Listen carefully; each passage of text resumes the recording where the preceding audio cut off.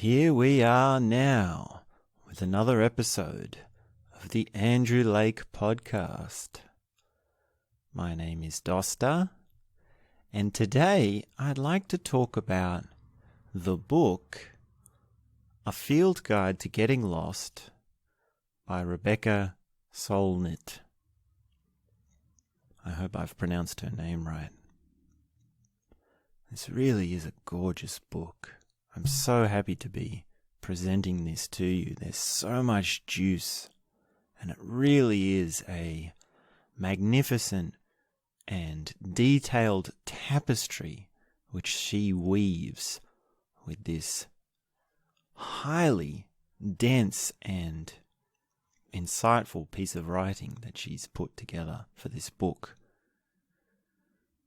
So there's a lot to go through, and we're going to take our time. One thing I'll say quickly about format is I'll be reading passages from the book, these quotes that have jumped out for me, and each time I read a quote, I'm going to leave a little bit of silence, a little bit of a gap. So that silence is just so you can listen to yourself and to see what your response to the writing is. So take it as a time to meditate on what you've heard. So that's a little bit about the format. Now, what to say about this work? Well, it's a modern work. It was released in 2005, so it's modern literature. And it's really a postmodern work. It's a second-tier work if you're plugging it into spiral dynamics. And I don't want to get too caught up into a conversation about what is postmodernism and what is post-postmodernism. That's probably a conversation we can have another time. But in a nutshell, all we really need to understand here is that she's drawing from multiple disciplines, which means it's a work of a kind of history. She draws on history. And then she also draws on her own personal experiences, so it's autobiographical. And then it's also geographical. There's a biology and a geography to it. There's a science to it. So there are the sciences involved. And there's also certain value spheres that she pushes through. Most notably the green meme, environmental care. And the green meme is the postmodern meme. It's the pluralistic meme. Now, the first wave of postmodernism was sort of like, wow, we can recontextualize things. We can change meanings of things. Look at this, look at that. Look at all the crazy things we can do. We can put tins of food as artworks, and we can sell a picture of a tin of food as an artwork. An artwork doesn't have to be a painting. It can just be a piece of tin food. That's an art. This is art. Look at this. And she does talk about art. She does talk about the early Dadaists and the Expressionists. No, not the Expressionists. The Postmodernists in the very early sense. She talks about one of these artists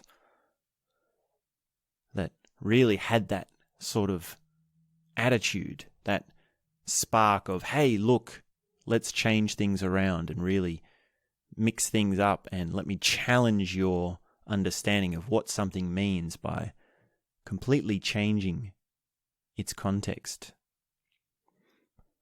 And that as first wave or early postmodernist is different to what we say here about Solnit as being a postmodernist, which is where she's a little bit more mature about the sources that she draws from and the way in which she weaves things together.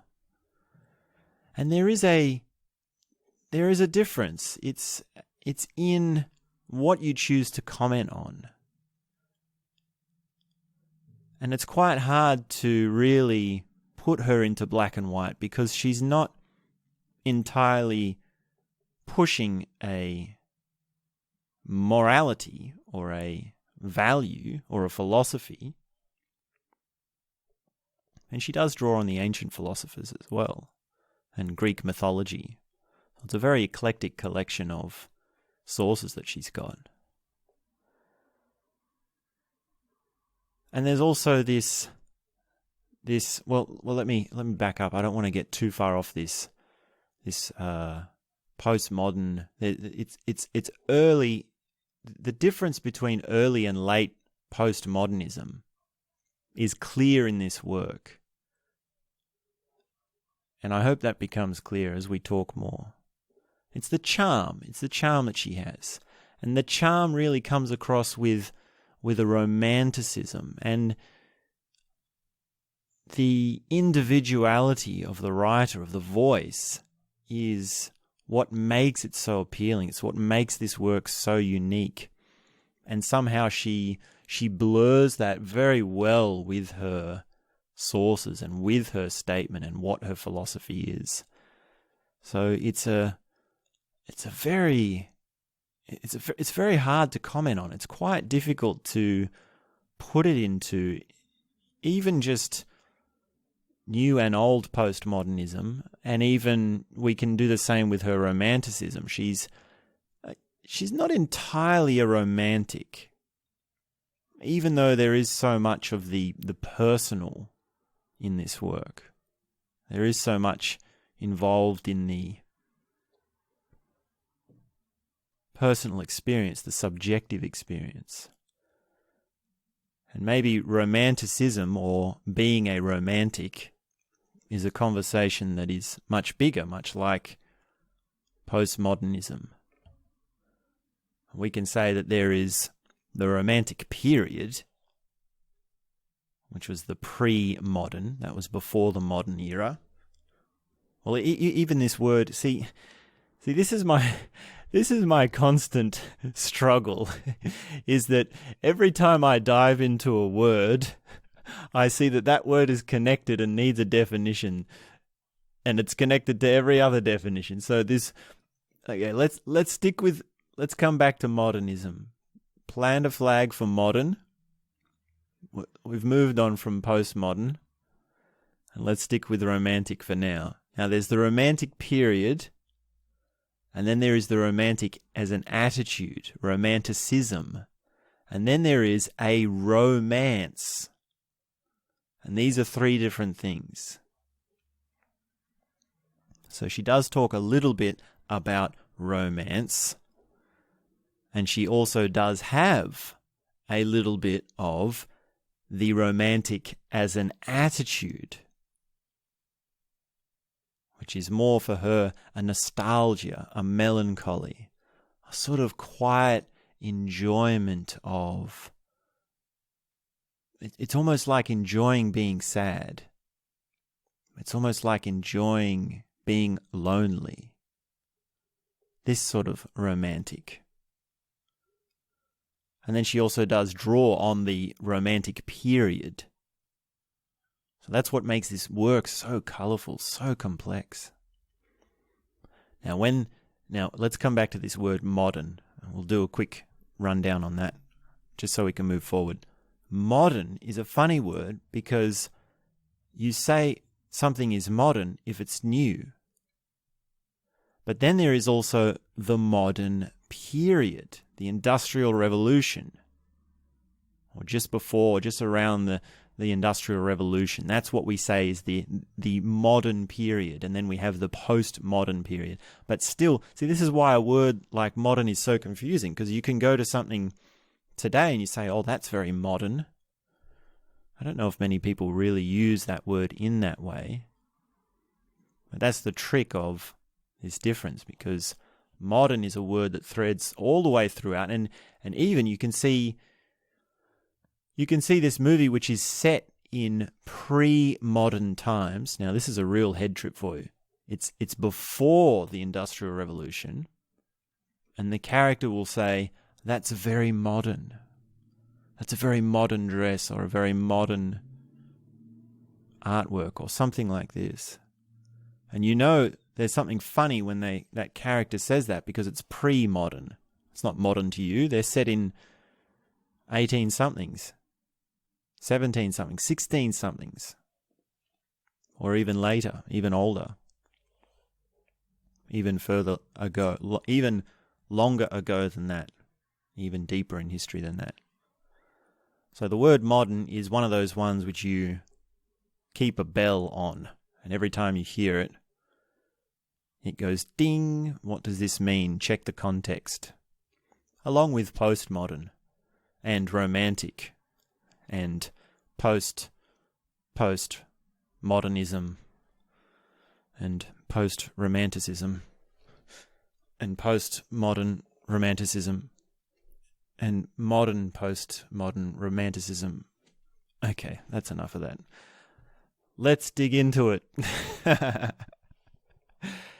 This book is beautiful.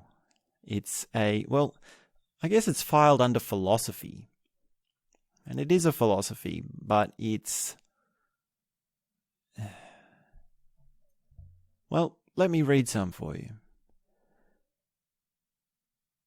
She's talking about her childhood. She's talking about her education. She's talking about these little family lunches that she has. She's talking about the unknown, which is what this book is about. A field guide to getting lost. How do you get lost? That's really the question, the central question. What does it mean to be lost? Have you ever asked yourself that? Are you lost? Are you lost right now? Well, do you know where you are? That's really the central thesis of this book. And she's talking about these things, and let me read some to you. Quote, she says, "A student came in bearing a quote from what she said was the pre-Socratic philosopher Meno. It read, 'How will you go about finding that thing, the nature of which is totally unknown to you?' The question she carried struck me as the basic tactical question in life. The things we want are transformative. We don't know, or only think we know, what is on the other side of that transformation. Love, wisdom, grace, inspiration. How do you go about finding these things that are in some ways about extending the boundaries of the self into unknown territory, about becoming someone else?"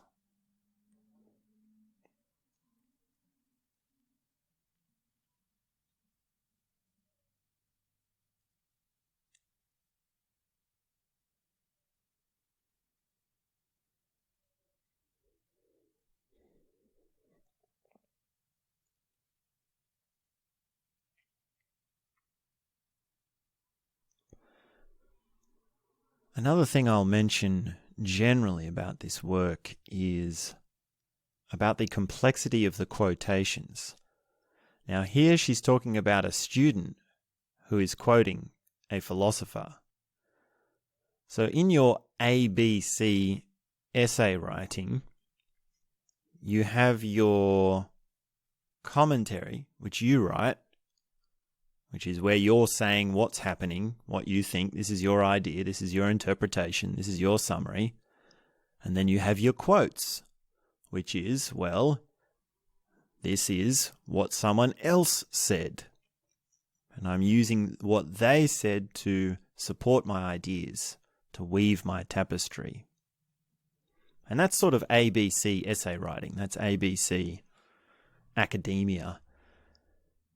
When it gets deeper than that, and in this work, it's a quote of a quote at some times, and there are quotations within quotations.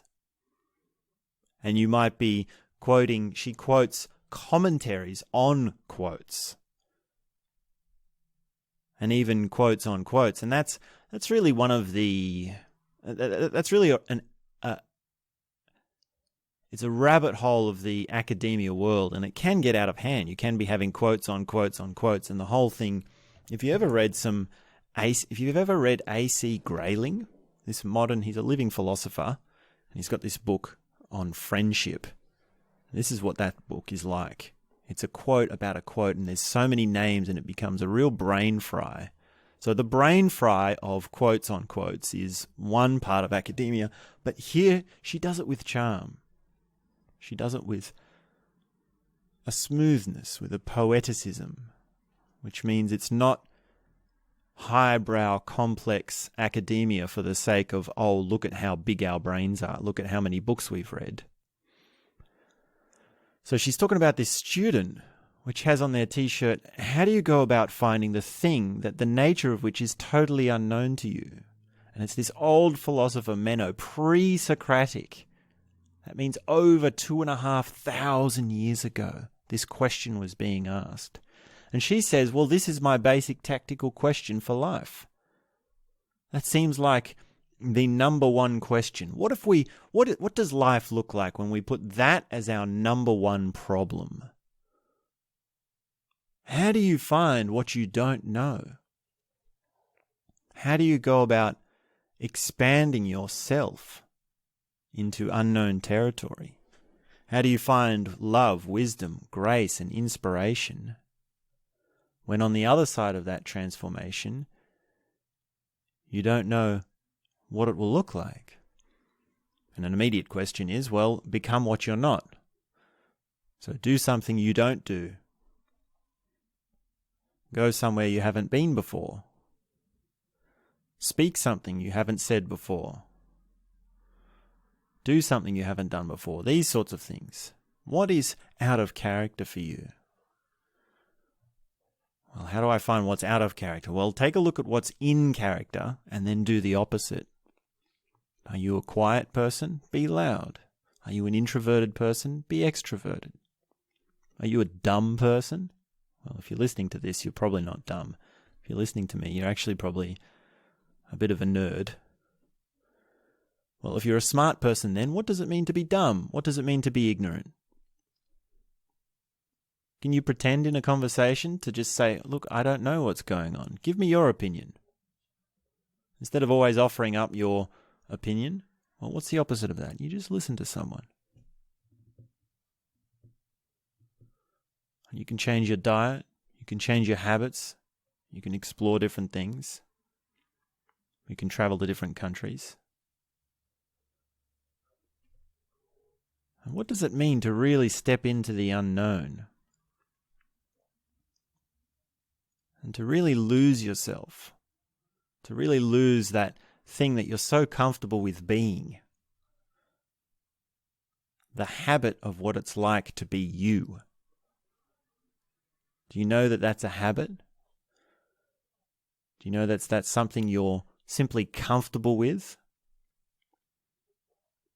And can you just have the intention, have the push to say, you know what, I don't want to be what I've been recently. I don't want to feel how I've been feeling.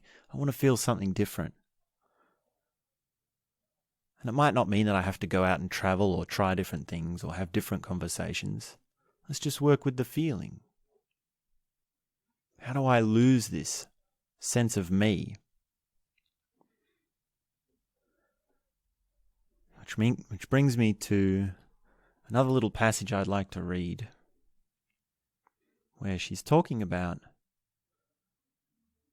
the essayist Walter Benjamin, the philosopher Walter Benjamin. And this feeling of being lost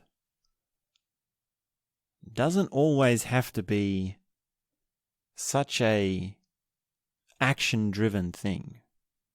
It doesn't have to be so physical. It can be internal. She's concerned with the internal world. She's concerned with the subjective experience, the phenomenological experiencing, the qualia of your reality. So she says, quote, Not to find one's way in a city may well be uninteresting and banal. It requires ignorance, nothing more, says the 20th-century philosopher-essayist Walter Benjamin. But to lose oneself in a city, as one loses oneself in a forest, that calls for quite a different schooling. To lose yourself, a voluptuous surrender, lost in your arms, lost to the world, utterly immersed in what is present, so what it's surrounding fades away. In Benjamin's terms, to be lost is to be fully present, and to be fully present is to be capable of being in uncertainty and mystery, and one does not get lost but loses oneself, with the implication that it is a conscious choice, a chosen surrender, a psychic state achievable through geography. That thing, the nature of which is totally unknown to you, is usually what you need to find, and finding it is a matter of getting lost. The word lost comes from the Old Norse los, meaning disbanding of an army, and this origin suggests soldiers falling out of formation to go home, a truce with the wide world. I worry now that many people never disband their armies, never go beyond what they know. Advertising, alarmist news, technology, incessant busyness, and the design of public and private space conspire to make it so.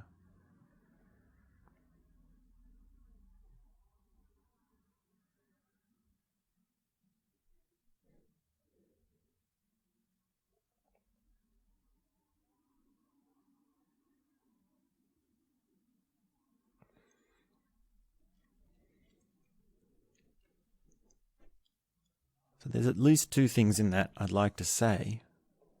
And one is this difference in not knowing your way and being lost. And Walter Benjamin is saying to not find your way is just ignorance. But to really be lost and to lose yourself, as if you're lost in the forest, almost like a kind of freedom, that takes something else. To step into this mystery, this psychic state, a chosen surrender, that's very different to an indifference or I don't know where I'm going. So there's an alertness to being lost. There's an awareness and a real intention, a real honest. To find the unknown, it takes an honest step up. It takes a guts. It takes an autonomy. And when she says advertising, alarmist news, technology, incessant busyness, and the design of public and private space somehow bring us to be in this place where we never get the chance to disband our armies, as we say, which is, as we were talking about before, which is just your habits of your feelings. Your army is your habit of how you feel each day. And the advertising you see over and over again and the alarmist news. Wow, do you know what alarmist news is? Can you recognize alarmist news? It's really quite alarming. Alarmist news is alarming. Do you know what that means? And there's a whole media on this. There's a whole branch of human knowledge. I don't want to use the word knowledge for it because it's not really knowledge. I wouldn't degrade the word knowledge to the level of alarmist news. This is not knowledge. This is just inciting fear. This is... I can feel myself being very bitter about it. I can feel myself being very... quite disgusted, really, with the fact that so many people, the common mob, listen to words that incite an emotion of fear and unrest and really alarm. It's alarmist news. It's alarmist media. And in this age, it's the thing that gets the clicks. It's the thing that gets the attention. It's the thing that gets the views. So let me, you know what? Fuck you.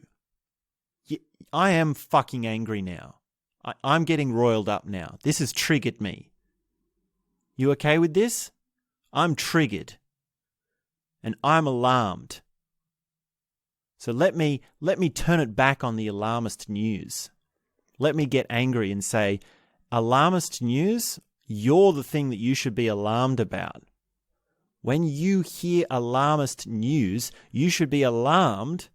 This is how I feel. I'm alarmed that there is news causing people to be alarmed. Can you understand that? I hope you can wrap your head around that.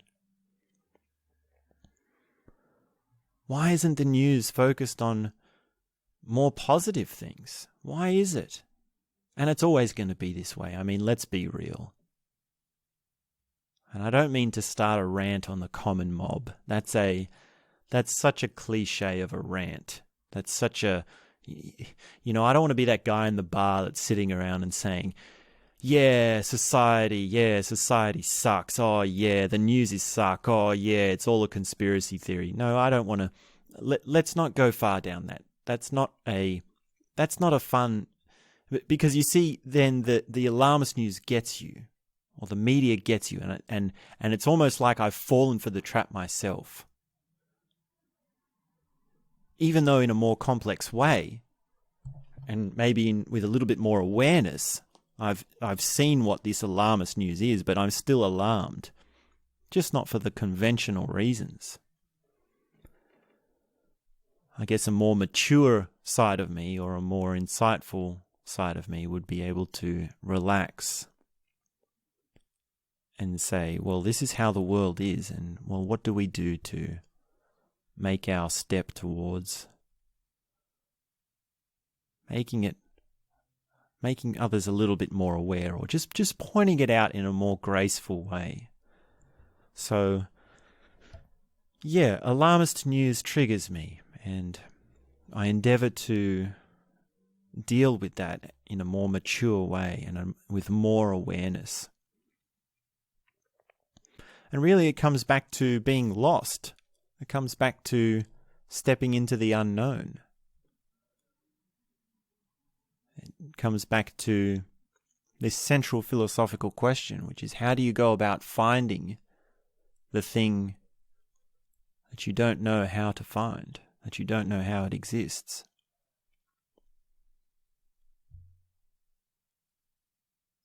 And there's a lot in the advertising, the technology, the design of public and private space, and alarmist news, which doesn't help to answer that question.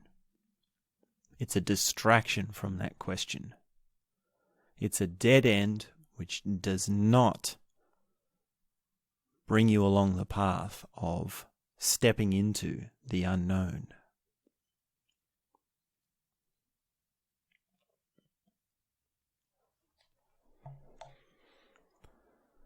So another book or another reference that Solnit brings into her narrative, her essay, is by Walden. Oh, sorry, it's called Walden.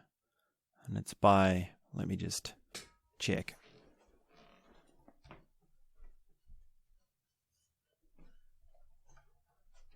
It's called Life in the Woods. Walden, or Life in the Woods, by Henry David Thoreau. So he's a philosopher who he lived in the 1800s. He decided, you know what, I've had enough with society. I'm going to go off and build a hut in the woods. And in this book he talks about how much it cost him and what he used for materials and what he ate and what his problems were, what he did for heating, what sort of furniture he had. And it's really quite a remarkable book because then, of course, not only all the practical stuff that is there, but there's also the philosophical questions of, well, do you get lonely? Or what's it like to be in nature? And when visitors come, what happens? So it's a really a fascinating book, and I guess it's a classic piece of philosophy, modern philosophy.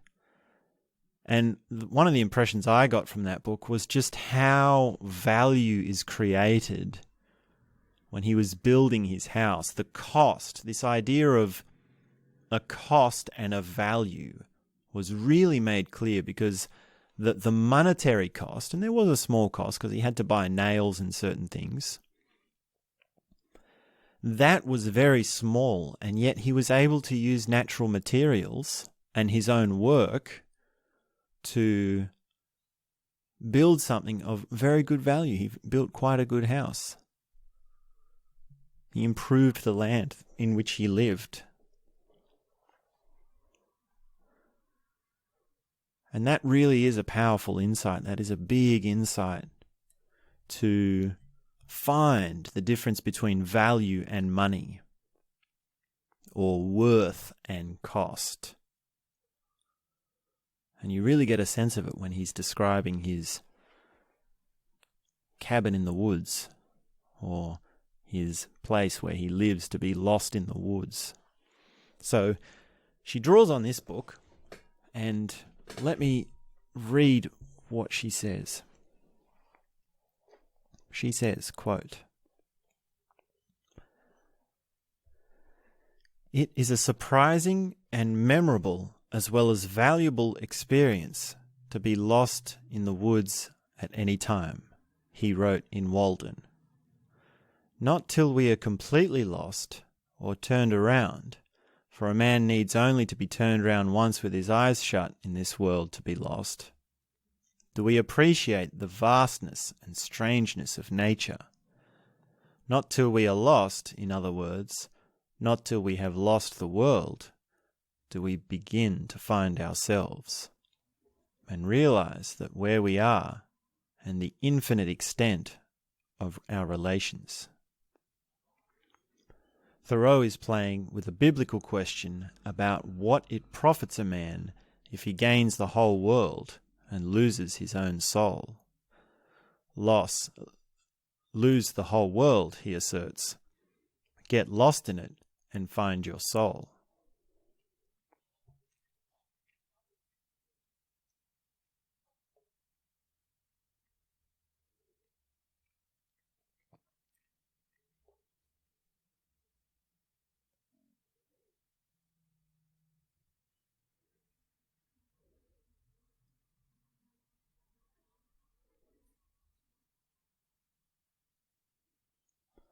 So there's a deep logic to that.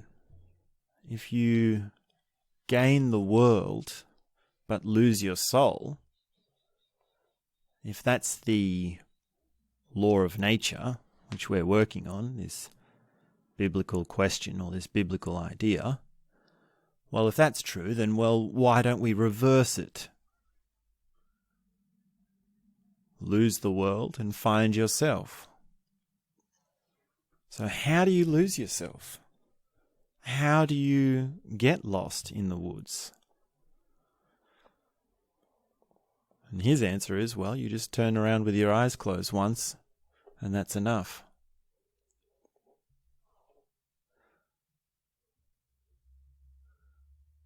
Go off into the woods to be lost. And it really does take, you really have to know this. You really have to know that there's an art to getting lost. That's really it's almost like an unsaid statement of the book. Well, it's the statement of the whole book, really, which is to know that there's an art to being lost. Because usually when you're lost, if you're lost in the woods, now that can actually be a real problem. You need to get shelter, you need to get water, you need to make it back to your hut. And you might not have a map. It might be unmapped territory. And this can be a real problem. But Thoreau, Henry David Thoreau, is saying at that moment when you are lost, if you're aware of it as an opportunity to opening to the expanse of existence, to the infinite extent of our relations, to the vastness of our relationship to the world, then that opportunity can be taken. That moment can be opening. That moment can be a moment of awe, a moment of beauty, and a moment of forgetting who you are, a moment of losing yourself.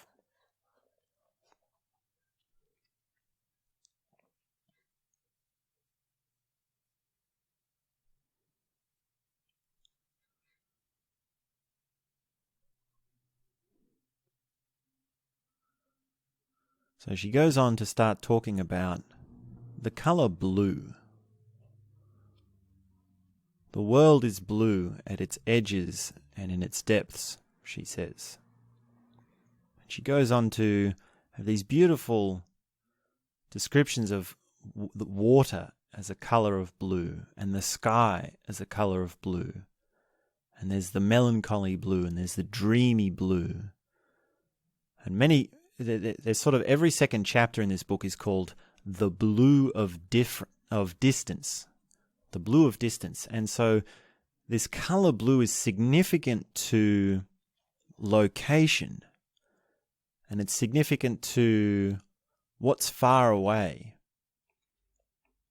She talks about this horizon, this longing, this desire to reach something that's far away. Has blue tied up with it because the horizon is blue. And this difference between here and there is filled with blue.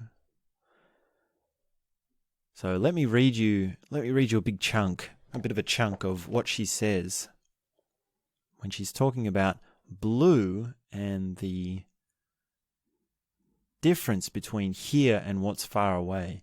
And that thing that's far away, the horizon never comes. So let me read you. She says, quote, "We treat desire as a problem to be solved. Address what desire is for and focus on that something and how to acquire it rather than on the nature and the sensation of desire. Though often it is the distance between us and the object of desire that fills the space in between with the blue of longing. I wonder sometimes whether with a slight adjustment of perspective it could be cherished as a sensation on its own terms. Since it is as inherent to the human condition as blue is to distance, if you can look across the distance without wanting to close it up, if you can own your own longing in the same way that you own the beauty of that blue that can never be possessed, for something of this longing will, like the blue of distance, only be relocated, not assuaged. But acquisition and arrival, just as the mountains cease to be blue when you arrive among them, and the blue instead tints the next beyond."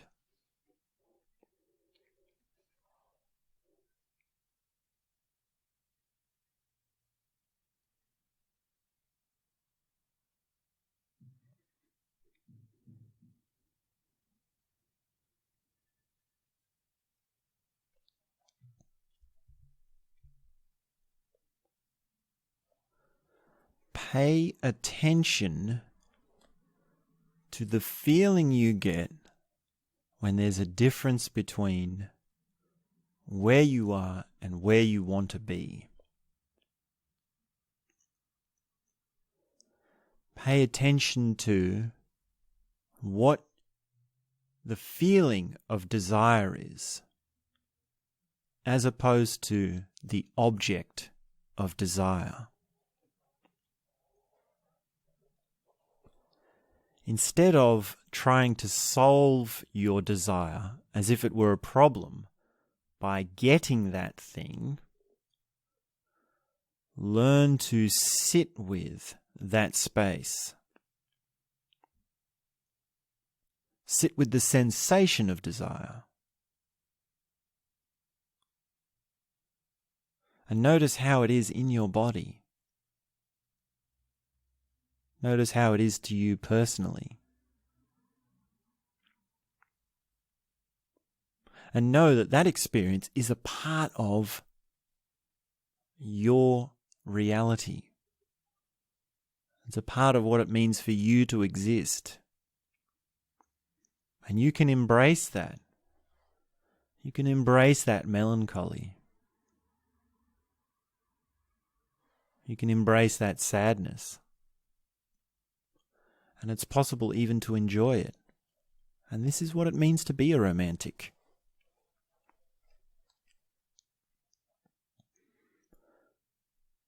The classic story of the romantic, or the romance, is that the man loves the woman, but he can't have her for whatever reason.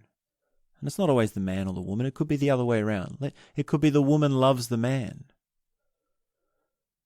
but she can't have him because he's gone to war. They were engaged to be married. And they were going to be married until the war broke out. And their young, passionate affair, their honeymoon, their joy, the world opening up to them in this magical relationship was brought to an untimely end. And there's a moment where he's on the ship and she's on the dock and the ship is pulling away and they're kissing. And it's that romantic, I'm going to miss you. And now that woman is in this place. She has this place. And this man is off on the horizons, over the horizon. So far away. And she feels blue. She feels melancholy. And here, Solnit is saying, well, you can sit with that. You can work with that. And there's something in the blue of distance which is related to that.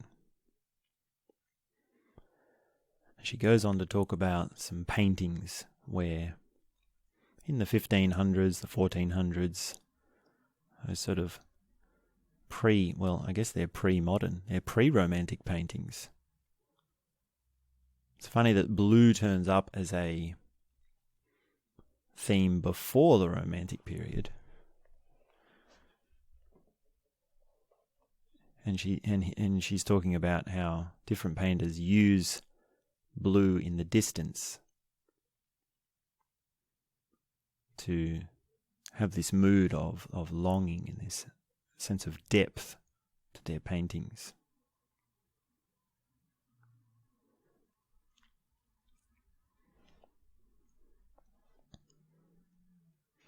She also talks about photographs. There was a time when certain photography styles were blue. Certain cameras only had blue, sort of like a black and white photo, but it's a blue tint. So she's got a lot of different comments and a lot of colourful collages around the colour blue. And we'll keep coming back to blue as we make our way through this plot, this novel. The next thing I'd like to share, or the next passage that jumped out at me, was when she's talking about the path. Now, we've had a lot of conversations about the path, or different paths. And I really like this word, the path. The path. What is a path? What is the path and what is a path?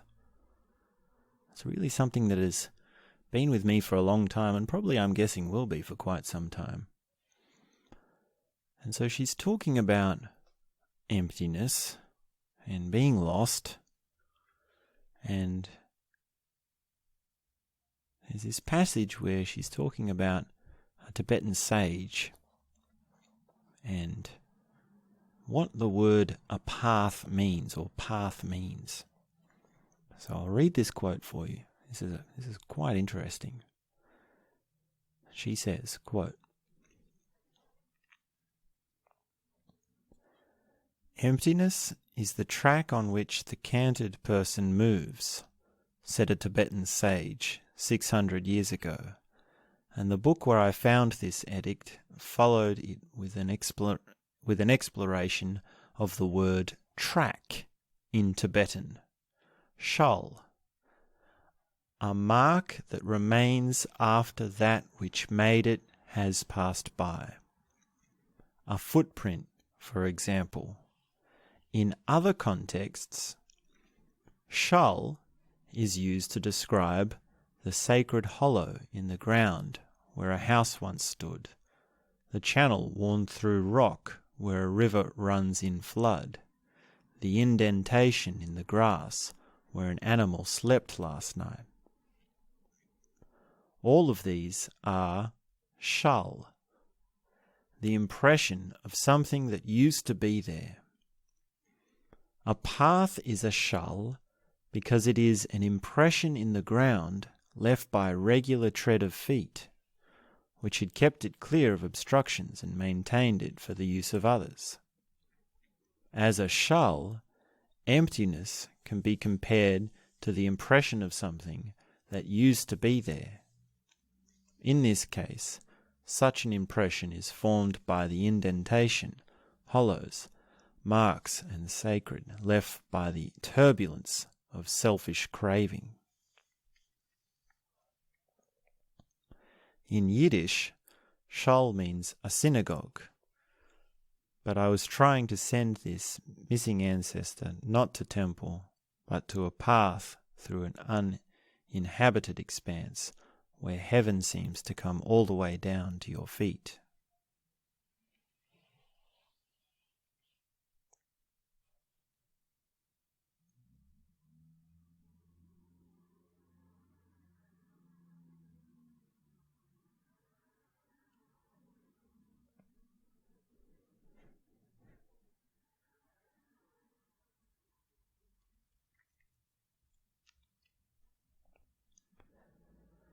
There are many religious traditions, and Tibetan religions or Tibetan traditions, that speak about emptiness.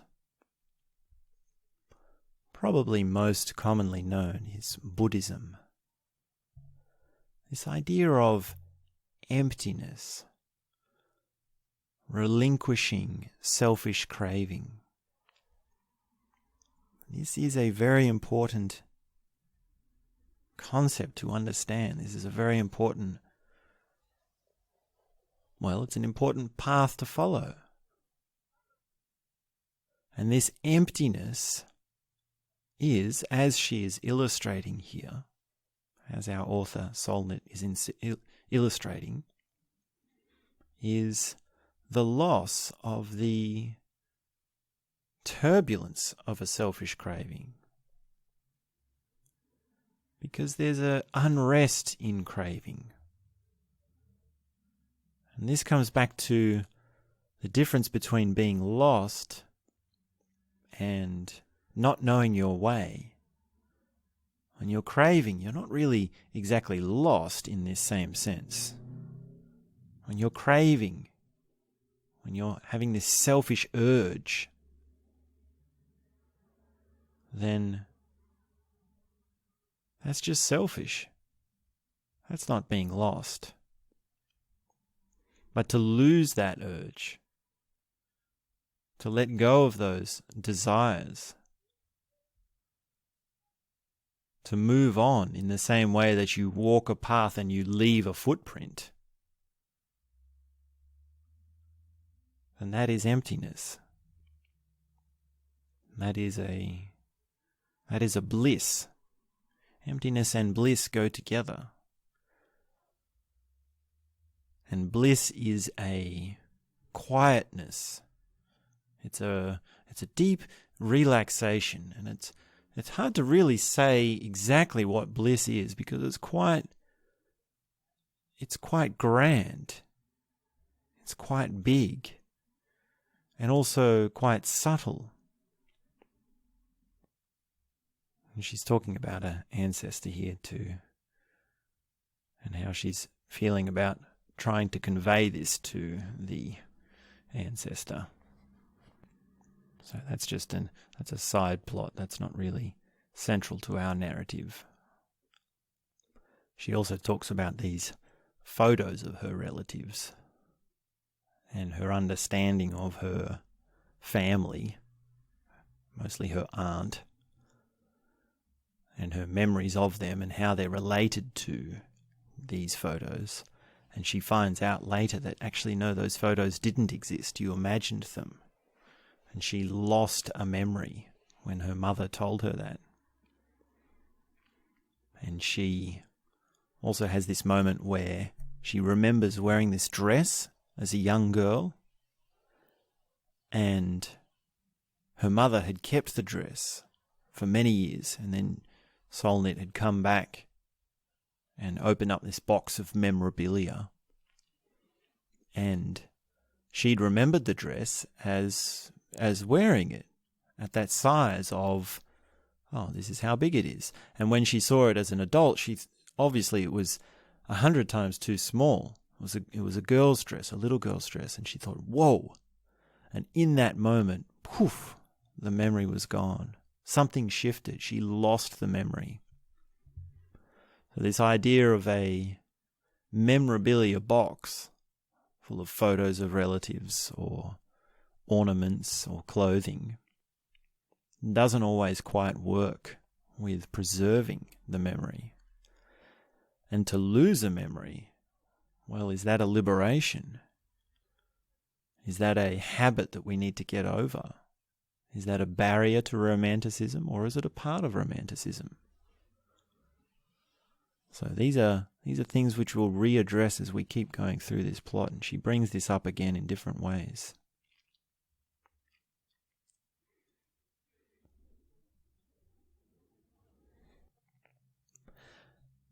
Now we come to the part of this book, the chapter, which struck me the most. It stood out the most. And it really is a remarkable story of being lost like I could never have imagined before. So just think for a moment, how lost have you been in your life? Geographically speaking. I don't mean spiritually or emotionally. I mean literally lost. Maybe you've been driving in a new city, and for a few moments you thought, oh, I've lost my way. I'll just keep driving around till I find my way, and then you do. Maybe you've been on a bushwalk, and you've been out and about, and you're thinking, I'm not entirely sure if this is the way. Now, if you get lost on a bushwalk, it might be that there's quite a tale to tell if you really get lost. But even when you're on a bushwalk, you can lose a little bit of a way and still come back without it being too much of a drama. And what if you're traveling overseas? It might be that you're in a place and you don't entirely know how to get where you're going or where exactly you are, and you have much less of an idea of where you are because you're in a different city. So these are sort of common scenarios of being lost for you and me, the common folk. But now let's think about this. If we take the idea of being lost, or the scenario of being lost, and we ask ourselves, now out of the entire spectrum of humans and human life and human history, who do you think was the most lost? When was someone really lost? Let's find the outliers. Let's find the extremes. Let's find those people who lay us in the dust. Those people that really were lost. And the answer that comes up in this chapter, in this book by Rebecca Solnit, is that the most lost people were the early explorers. It was the people who, of the New World, when the edges of the map were not entirely clear, in a time when we didn't know what sort of planet we were living on entirely, and human understanding of geography was much more limited than it is today. And there were these people who would go out and explore. They would go out and they would be on this quest to discover a new land. Now, these people got lost. These people, in a sense, were lost. And she has this charming passage. This really is a beautiful gem of history that she has found, and she's brought it to life with her gorgeous writing, which is this expedition in 1527. So half a millennia ago, 500 years ago. And it was the early explorer Álvar Núñez Cabeza de Vaca. Now, I don't know if I've pronounced that right. I'll write it down in the description so you can look it up. But this is a Spaniard who was exploring America. And he was one of the first people to explore America. Now imagine, just imagine what that's like. Imagine going to a land, traveling to a land where you really do have no idea what it's going to be like. In a sense, we get that when we travel overseas today. But still, it's quite easy to travel overseas and no, you're going to be all right. There's going to be lifelines. You've got ways of doing research. You've got a rough idea of what you're getting yourself into. Not like these early explorers. Now, first of all, they would have to sail to this land. I can't imagine what sailing in 1527 would be like. I imagine it would be a long journey. I imagine it would be a pretty rough journey. The supplies of the ship would be limited. Your diet would be limited. There would be certain work that you'd have to do. I probably would have been not a very high-level manager. I would have been a moderate manager. I wouldn't have been first mate or captain. I also don't think I would have been one of the runts. And there's this politics or this dynamic of all the people on board. Because you do have a captain, and you do have to do what he says. And you've got your relations with your shipmates, the people that you're sailing with. You're in a closed environment with them. You're working with them all around the clock. You're taking shifts to have night watch and these sorts of things. And you're sleeping in closed spaces, and you've got your rations. Who does what work? When? Why? This is all part of sailing in the olden days. The olden day sailing. I can't imagine what that's like. It would have been a long journey. It would have been a rough journey. And those ships, they're not like they are today. The danger of sinking, being caught in a storm, is a very real danger. They're nowhere near as safe, and it's not like ships today where you can just jump on the life raft, send in the helicopters. No, that was a real danger, and that was always there, and a storm could come without them knowing. So we're on this ship, and we're with this crew, and we're going to this land which has been discovered.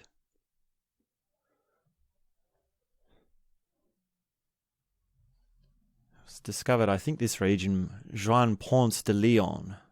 He named it Florida. So this Spaniard is going to the area which is now Florida. And only 14 years before it had been discovered and explored initially. But, I mean, even if it's been discovered, how much information do you know of this land? Well, it's got trees. You know that much. There are natives there, you know that much. There are most likely mountains, and there's certain terrain, and there's open land. But beyond that, we don't really know. Even the climate, I mean, is there winter? Is it summer? Is it the rainy season? And we can take a rough guess because we know exactly, well, not exactly, but we have a bit of an idea about the equator. But even that information isn't entirely available in this age. So we know very little. We know very little about this place that we're sailing to. And it comes to this point where Cabeza de Vaca is, well, he's actually not the leader of this expedition. He's a second in command. And as the story goes, the leader, Navarrez, they arrive at this shore, on the shore of this place, of this new uncharted territory. And the leader says, okay, we're going inland to explore. I'm taking half the crew, and you stay here with the ships. And the second in the command, Cabeza, de Vaca, I'll call him de Vaca. I don't know what to call him because I can't pronounce his name so badly. I mean, I can pronounce it badly. I can't pronounce it well. This is my problem. Cabeza de Vaca. I guess I should say it in a Spanish accent. I don't know. I'm not even going to try. The second in command, Cabeza, he says, no, that's not going to work. I can see that you haven't got enough supplies. You're going to be in big trouble if you go alone, so I'm going to go with you. And also, he doesn't, and his reasoning was, well, he doesn't want to be left behind and to see that the expedition out into land has failed, and for later for someone to question and say, well, why didn't you go help him, or why did you just stay in the comfort of this ship and you didn't go for it? So the question of his honor and his place and the rightfulness, the do your duty, go with your captain, follow your captain sort of attitude led this Spaniard to go inland. And there is another incentive, and this is an incentive for all of them on this trip, really, and that is the discovery of gold. Now, there is a very big payoff to these long expeditions, and not only gold, but also land. It might be that they turn up somewhere, and in a few short years, there's a move to colonize an area. Now, you get first dibs on land if you're part of that crew, and it might be that you find gold there, and you can become extremely rich with a gold finding. And if there's a big gold finding and you're dividing it between the crew, and there's a rich land full of natural resources, and you're dividing that between the crew, and then in a few short years, there's colonization happening, and there's a town building up. Towns could be built very quickly. They could grow very quickly in those days. Then that's a very big incentive. You're looking at a very rich retirement if you are one of those people. Very comfortable, very wealthy. So this gamble of going to this foreign land and exploring out into uncharted territory has the incentive in the back of everyone's mind of, whoa, this could be an El Dorado or the promised land. That idea of, I mean, there's an archetype in biblical and ancient scriptures of the promised land. So there's always an element of that.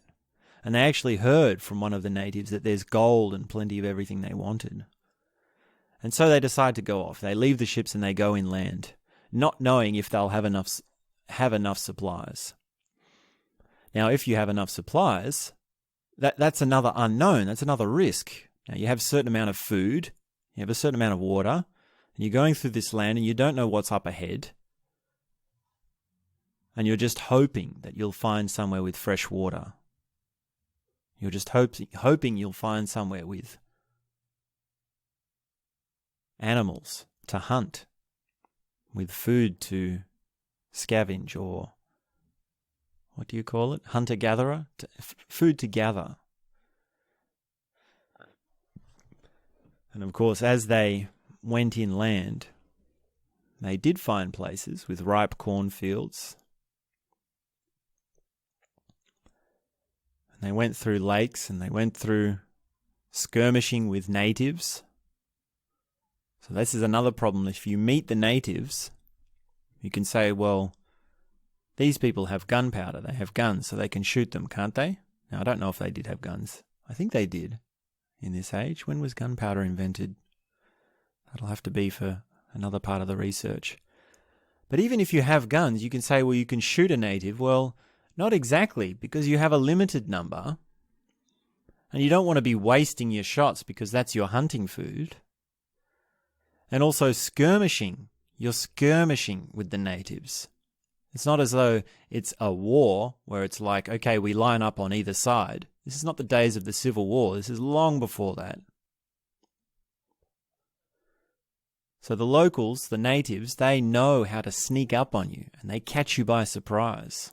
And they have armor-piercing arrows. And that's not to say anything of the disease, of the hunger, of the exhaustion. And they're making their way through this land, never really knowing where they are, really, truly lost.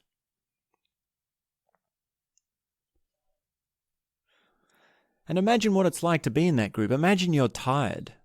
Imagine you get sick and your rations of food are not enough to keep you going, and you wake up the next morning and it's the captain's orders for us to move on. And you think, no, I can't do this. I need to rest. I need to stay. And this dynamic of relations, of who goes first and who goes on and when do we go on, well, there is a chance there of mutiny. That's how mutinies happen. That's how disagreements happen. They're not always peaceful relations in these groups. And when people are hungry and they're tired, and they're desperate, then they really are making tough decisions. There's a lot of tension between them. And say you find a place where there is water, and then you decide to go on, well, you could say, well, at least here we have water. At least here we can survive. At least here there are not too many natives hassling us. So this group comes to the Nile Delta. I think it's the Nile Delta. The Mississippi Delta. Sorry, not the Nile. That's the wrong side of the world. Other side of the world, the Mississippi Delta. And the captain takes the strongest and healthiest men on this barge that they build to row ahead, leaving the Cabeza, the Vaca, in command of all the weaker people. And they get to the point where they're basically lost. They're all health-stricken, they're all tired, and they're all on the verge of death. And he says, okay, let's pluck up the courage one last time to make one last attempt at surviving to cross the Mississippi Delta. And they get on their barge and they go across, and they basically reach this point where it's just Cabeza sort of haggardly steering the raft, and all the men are basically dead on there.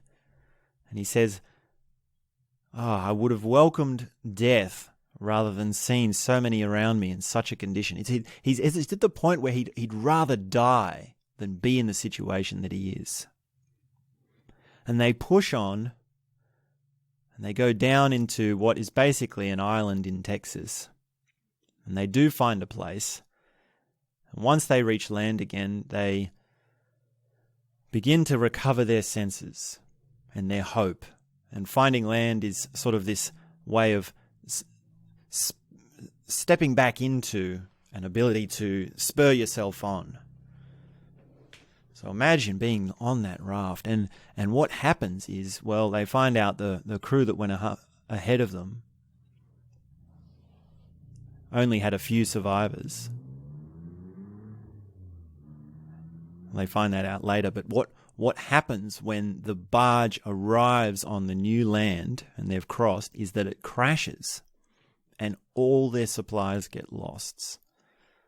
And some of the crew drown.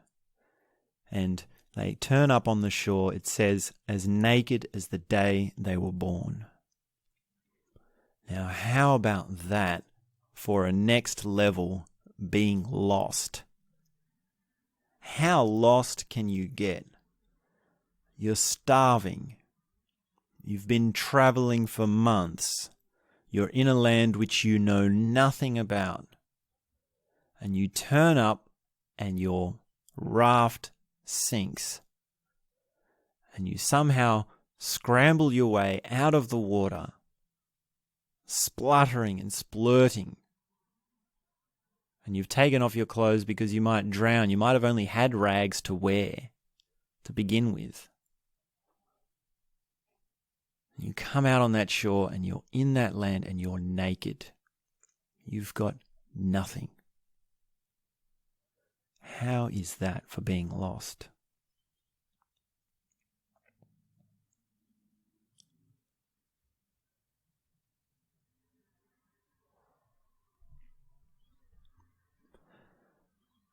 So what they do to get out of this, well, they don't really get out of it because they run into some natives. And the natives enslave them. And they give them a life of what he says is unbearable work. So it's hard work, digging roots and digging water canals and chopping things and carrying things.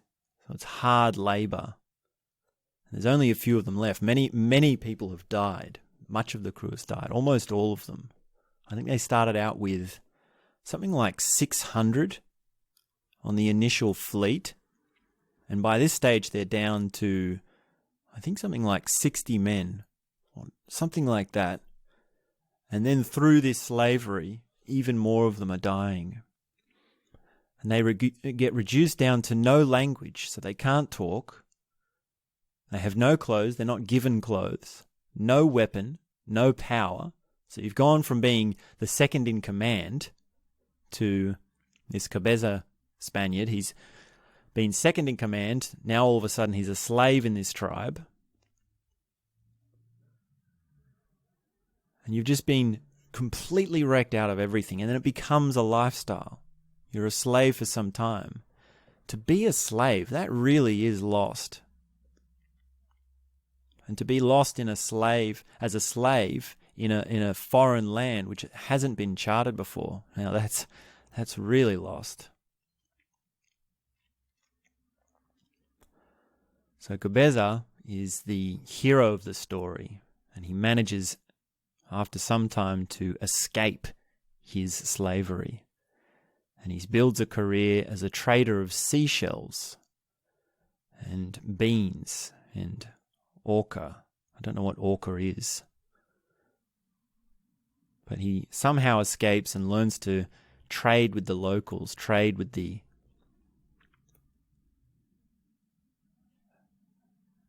indigenous people. And after some time, some years, he actually becomes a slave again.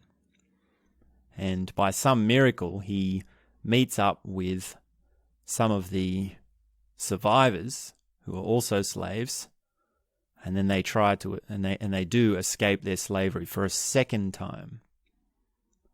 And they keep traveling, they keep moving around, they keep running away.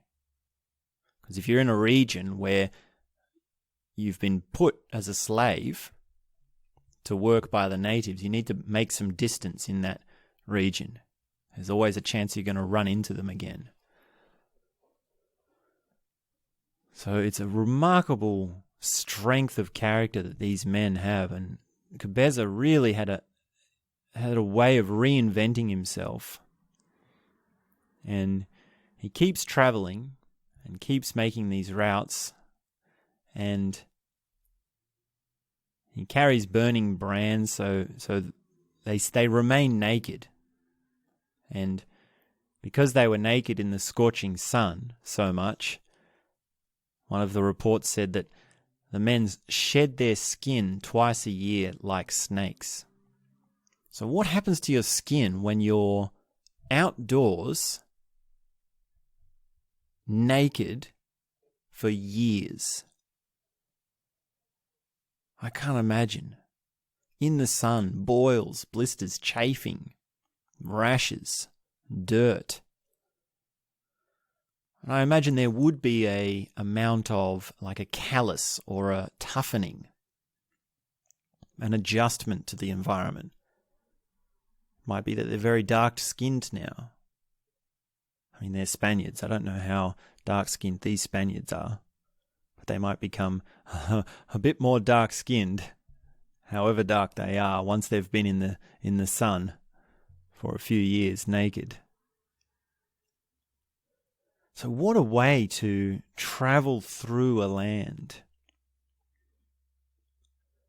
What a way to make your way across a territory. After almost 10 years, the group is down to just 3 or 4 of them. And at certain times, Cabeza is off on his own. And he's adjusted. And he's learnt to talk with the locals. He's learnt to talk with the natives. He's learnt their languages. He's learnt to trade with them. And there is this rhythm of being welcomed into certain tribes and to be seen as a healer and to be interacting with the environment and to live off the environment and to live by the way of the stars and the sun and the sea and the wind.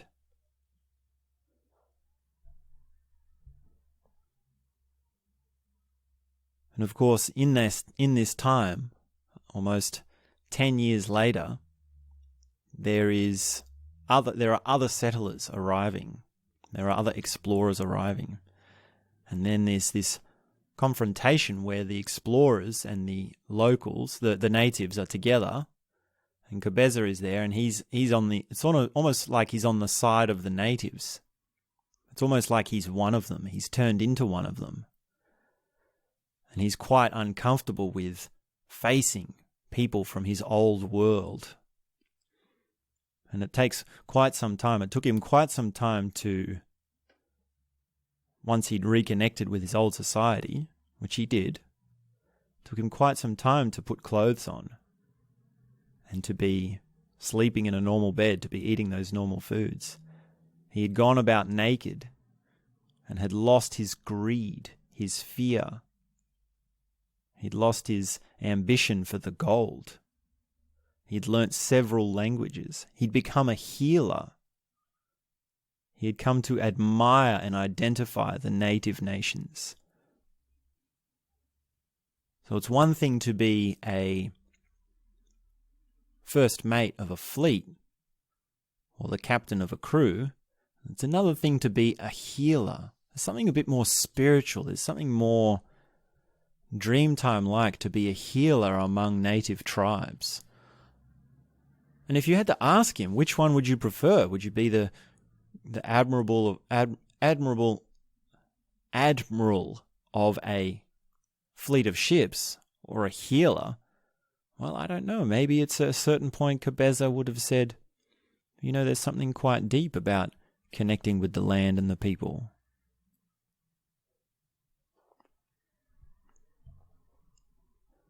So this story is astonishing, really.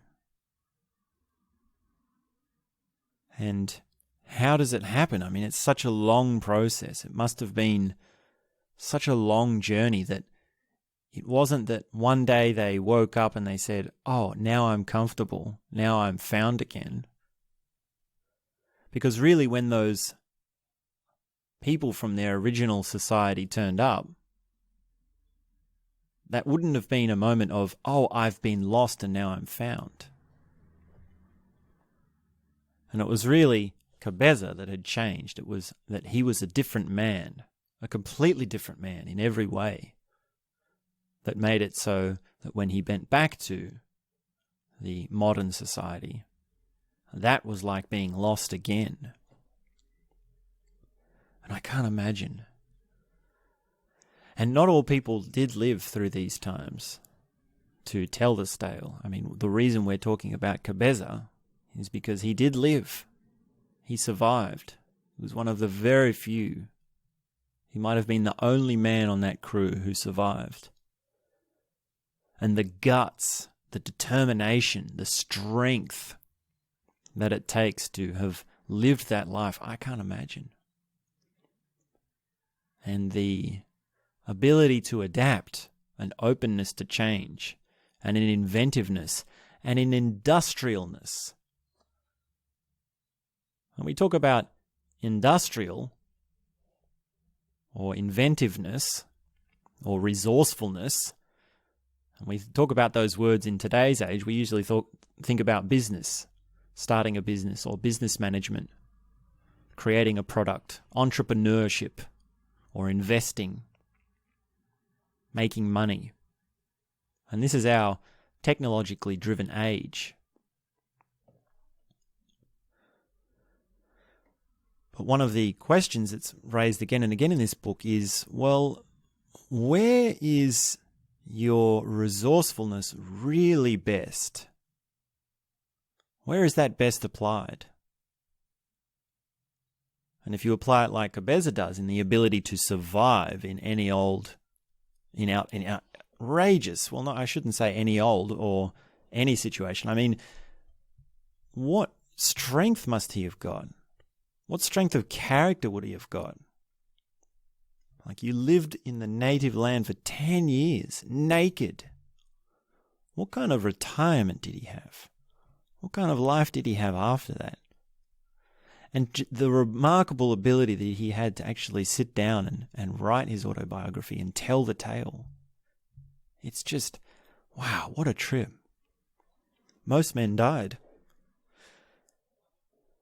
And as we move on in our plot, there are other examples of people who, I mean, it's a genre. The discovery of America and the exploration of America and the history of foreigners interacting with Native Americans, the Indians, that's a genre. That's a huge history. And there's so many stories. There are many stories of people who have survived or not in different ways. And she goes on to talk about one who married away, and she had this child with a indigenous man, and she sort of escaped again and then went back again. So that wasn't really so much a journey. It was more of a integrating and a staying. And there was also slavery. There was also war. Later there was a lot of killing. I mean, there's a genocide there. There's a black history to America. And I don't know much about that. Many countries have their black history. In Australia, I'm Australian, so I can talk a little bit more about that. But we know there is a genocide that occurred for the natives when this country was being colonized. We know there was official government policies which sought to rid the land of the Aboriginals. And it's a very black history. It's a very dark thing that is very, well, I haven't been deep into it myself. I mean, I don't want to spend too much time talking about it, but there is something there that needs to be understood. There's something there that you need to recognize in your country's history. And every country has a black history. There's something in there. And every country has a different way of talking about it. Many countries don't want to talk about it. Now, if you're American, do you know what the settlers did to the Indians? How's your history there? I hope you know more than me.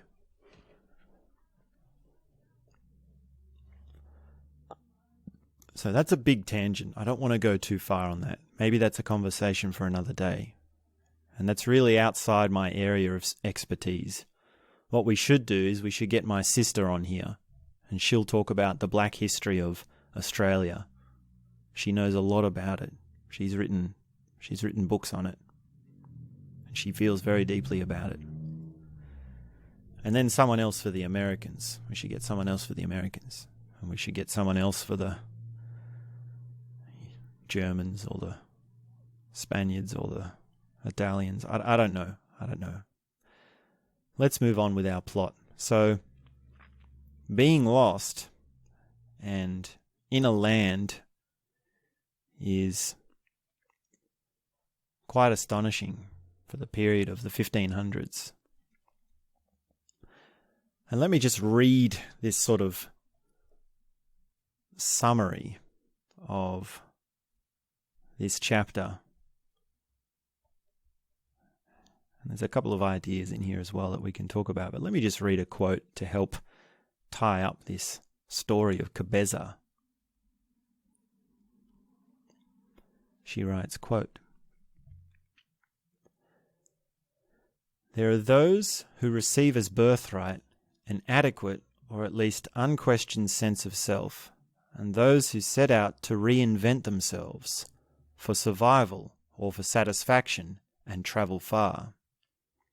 Some people inherit values and practices as a house they inhabit.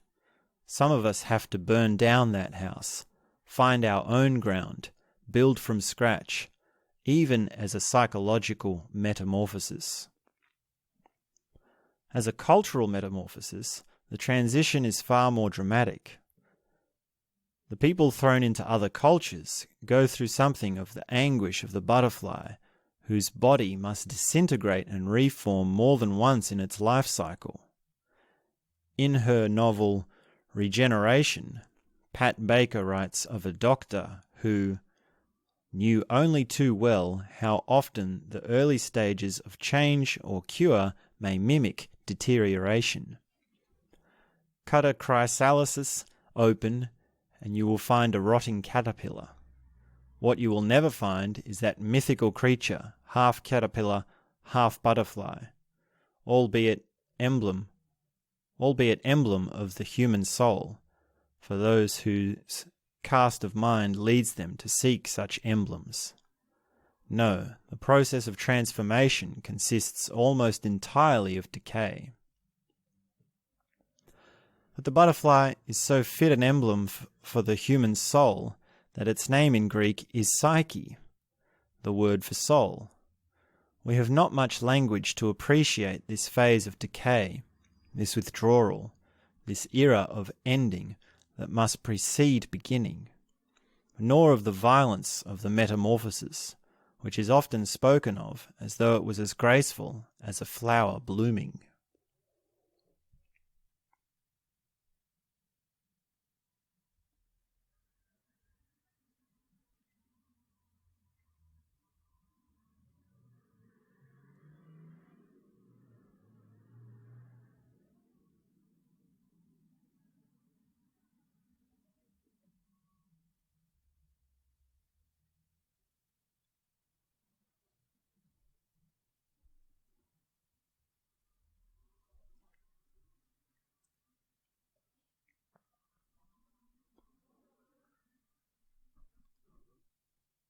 She's intelligent enough to point out that not everyone has this lot in life. Some people are born with an adequate sense of self, she says. Others set out to reinvent themselves for many reasons. For many of us, it seems like there's something in our blood, almost like destiny.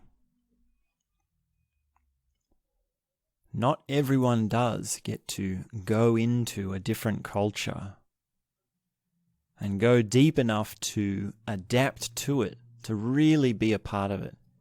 And there's a very big difference between visiting a culture and living there and adapting to it. It really does take a bit of time. It can take a long time. But the people who go through this, she says, is like a butterfly. And the butterfly it's a symbol which is used quite a lot in spiritual worlds, spiritual speakers. Comes up again and again as a metaphor for the journey of the soul. And this idea of deterioration, this idea of a crumbling, of a loss, goes with metamorphosis, it goes with transformation. And these explorers lost so much. These people who were in that new land, the Americas, in those early days, lost so much. And that's how they transformed so much. So it really does come back to, what have you got to lose?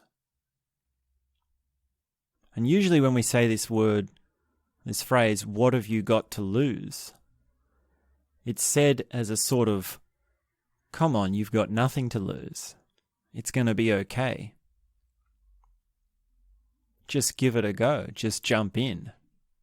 What have you got to lose? You've got nothing to lose. But on the contrary, in the case of the butterfly, in the case of your soul, your psyche, and in the case of Cabeza, the Spaniard who was journeying through this land, they have everything to lose. And you do have everything to lose. And when I say everything, I mean everything. We started talking about your general habits, your patterns of mind, the feelings you have each day, these sorts of things. But really, to transform, you have to give up so much more of that. You'd have to give up everything.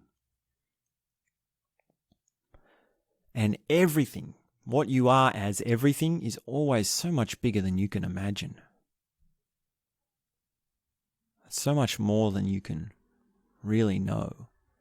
And in a sense, you learn how much you have to lose by losing it. You don't know what it's got till it's gone. That old cliche. That's another phrase that comes up again and again. Not always in spiritual circles. But how much have you got to learn? Well, you can learn how much that is by losing, by stepping into loss as a way of transformation.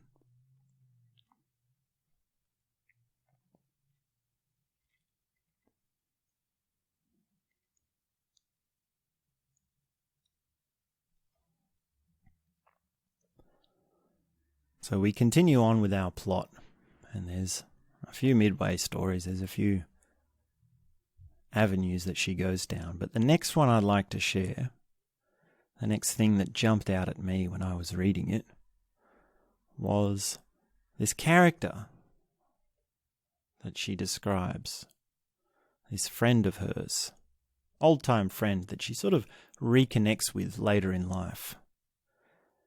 And I'll read this passage, and maybe we can play with it a bit in our own terms.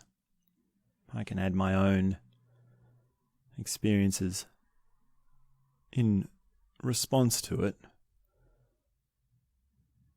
And it's really, this passage is not so much right on the, it's not a ABC philosophy. It's not exactly related to the general thesis of what does it mean to be lost. It's in a more roundabout way that it's related. It is related, but it's a little bit more distant than our lost travelers in new lands in the Americas. So she's made friends again with this woman. And they're about the same age, and they're adults, they're young adults. And she's describing her impression of her. She says, quote,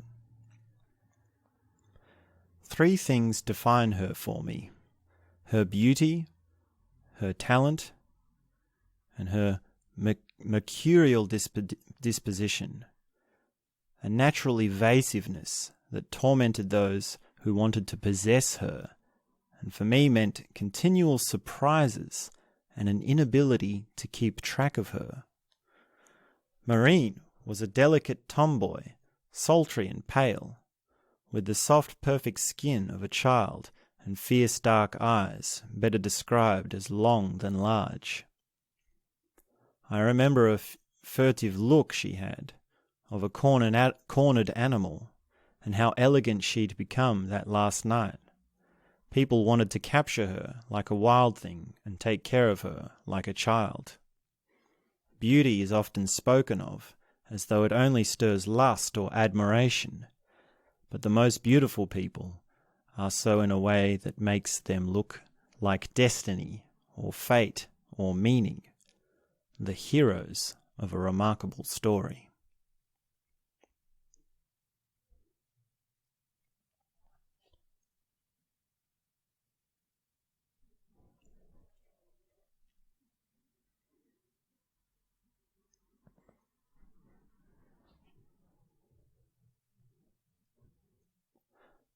So for me, there was someone that came to mind when I read that.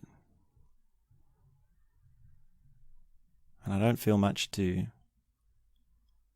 tell that tale today, other than that I feel grateful to have known someone who fits that kind of beautiful description, that way of talking about someone. And it really is inspiring to hear someone talk about their friendship and their impression of someone. And there is something very deep about being able to say what someone is respectfully and in a colourful way, in a poetic way. And you can do this as an exercise. You can say, well, what is that person to you? What would you say about that person? And really take your time. Say a lot of things. Usually when we're relating to people, we just say, oh, you're this, oh, you're this. And it's a description of the moment. It's a description of what's happening, or it's more current. Oh, you're just being annoying.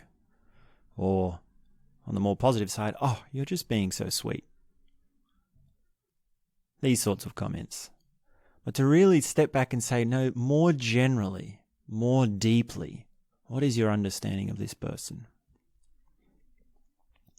And this person that Solnit is talking about is one of her high school friends who was a musician, and she played cello very well. So she played classical music, and then also she got into punk music. So she was the bass player in this punk band, and she was always hanging around with musicians and the sort of underground, and the punk life sort of didn't work with her too much. And you know, to be into classical music and punk music, that's a pretty eclectic sort of mix. That's a very obscure, sort of eccentric type of personality that takes that.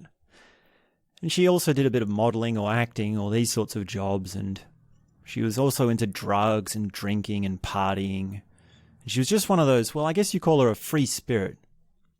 Have you ever met one of these people? Like a free spirit.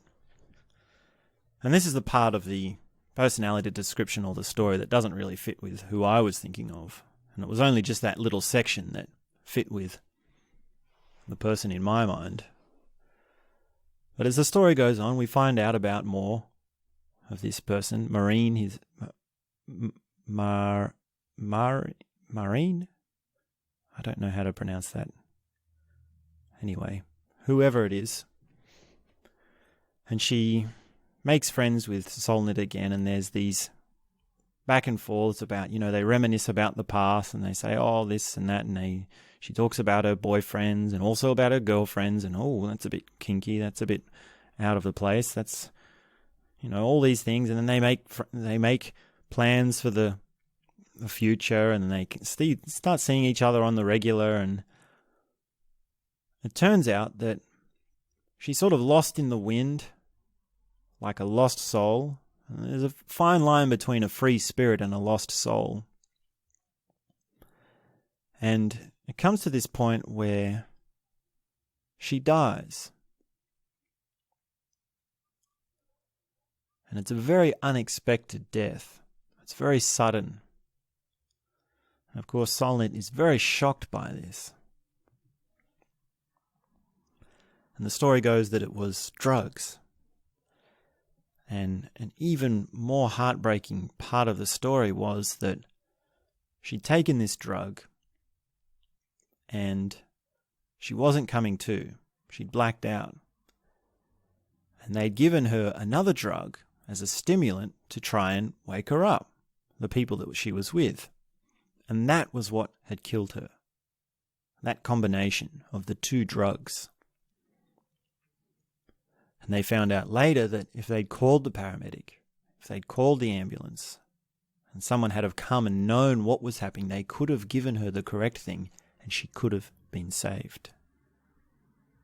She could have been alive today if the people in that scenario had have acted accordingly. Now, in that scenario, they don't want to call the paramedic because that causes for a lot of trouble. That causes for the law to come in. Whose drugs are these? Why are you with her? That's jail time you're facing there.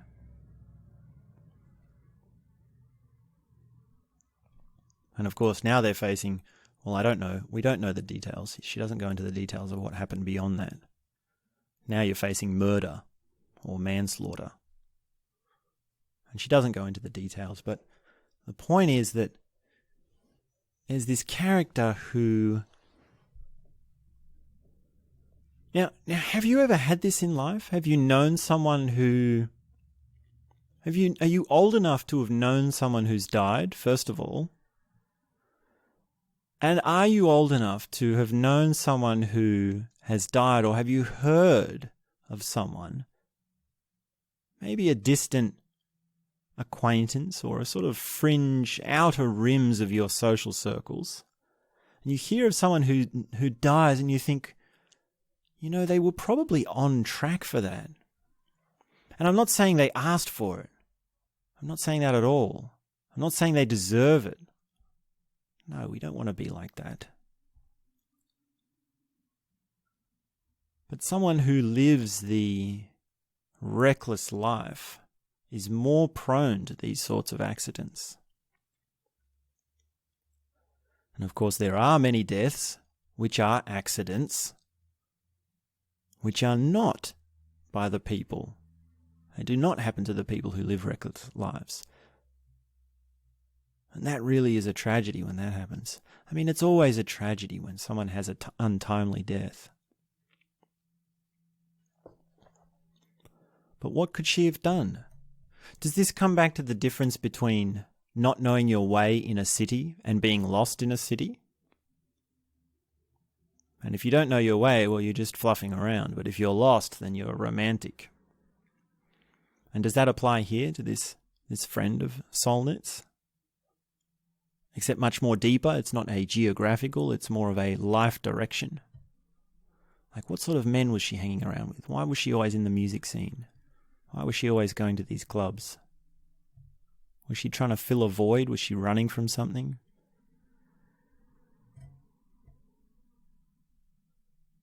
And is that a lost in the sense of finding new boundaries, stepping into the unknown for expanding your consciousness? And there is a comment here by Solnit about drugs. And she says, I don't know if, I won't quote it, I'll paraphrase it. I don't know if, she says something like, how am I going to say this? She says she didn't go into drugs herself. And she wonders if that was a resistance in her, a fear of the unknown, and a fear to explore consciousness. Now, drugs are not always, drugs are a broad subject. The picture we're painting here is that, oh, drugs lead to death. It's not that black and white. It's not that simple. Drugs are for people who have lost their way, not for people who are trying to be lost in a psychological sense, for spiritual reasons. No, it's not that simple. Because you can use drugs to get lost spiritually as a strategy as a planned strategic move of your inner being.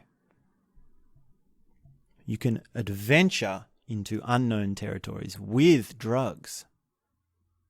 You can change your psychology, your perspective, your sense of sight, your emotions, your thoughts, and your whole phenomenological experience through drugs. But that's a big subject, and that's not what we're talking about with this woman who overdosed. She was in a situation where she died from drugs. And I don't get the impression she was doing those drugs for expanding her consciousness. And Solnit says, well, maybe she was too afraid to go into drugs. But she at least recognizes that maybe there was something there. There was a chance to get lost in a healthy way with drugs. And it's only a passing comment. She doesn't talk about drugs to much extent. She does add more of a comment on a youthful death or an untimely death. And this quote, which I'll read, is another part of this chapter. So let's see what you think of this. She writes, quote, "We are now at the beginning of an era whose constructions are far scarier than ruins. In the time of which I write, the new silicon-based life forms were sneaking into every interstice without setting off alarms that all would be utterly changed in a way far more insidious than nuclear war, that they would bring a new wealth that would erase the ruins. In the 1980s, we imagined apocalypse because it was easier than the strange complicated futures that money, power, and technology would impose. Intricate futures hard to exit. In the same way, teenagers imagine dying young because death is more imaginable than the person that all the decisions and burdens of adulthood may take you."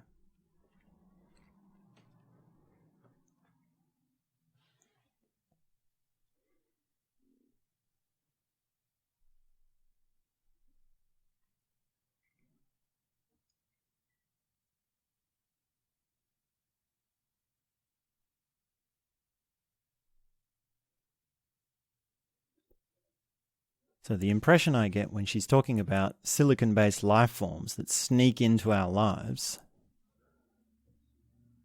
well, we've got those, don't we? We have these smartphones in our pockets, which have sneaked past security. And they utterly change our way of living. And we've never really stopped to think, now hang on, this smartphone is encroaching on my life. Is this internet coming into me in a negative way? How is this changing me? And she talks about the 1980s and the Cold War. Well, this is the time of the Cold War and the Cuban Missile Crisis, which was a very big existential worry of these times in the 80s, which was, well, are we all going to die from nuclear war?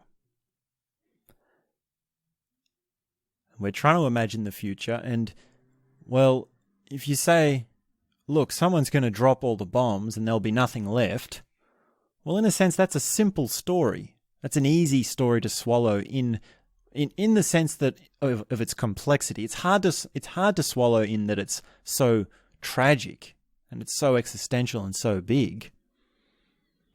But the alternative is imagining the future that we have now, which we are living, which she says is the future of money and power and technology.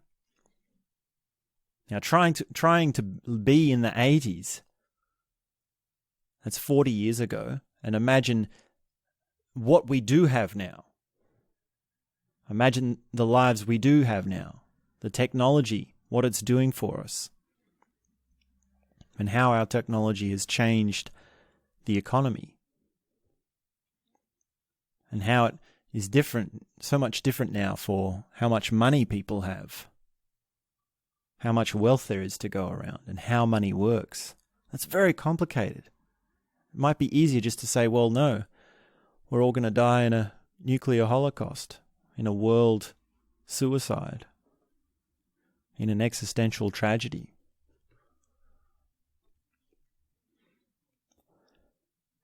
And maybe that's this next comment which he says, well, there's a tendency, and this stuck out to me, this really stuck out to me when she said, teenagers imagine dying young because death is more imaginable than the complexities of who you are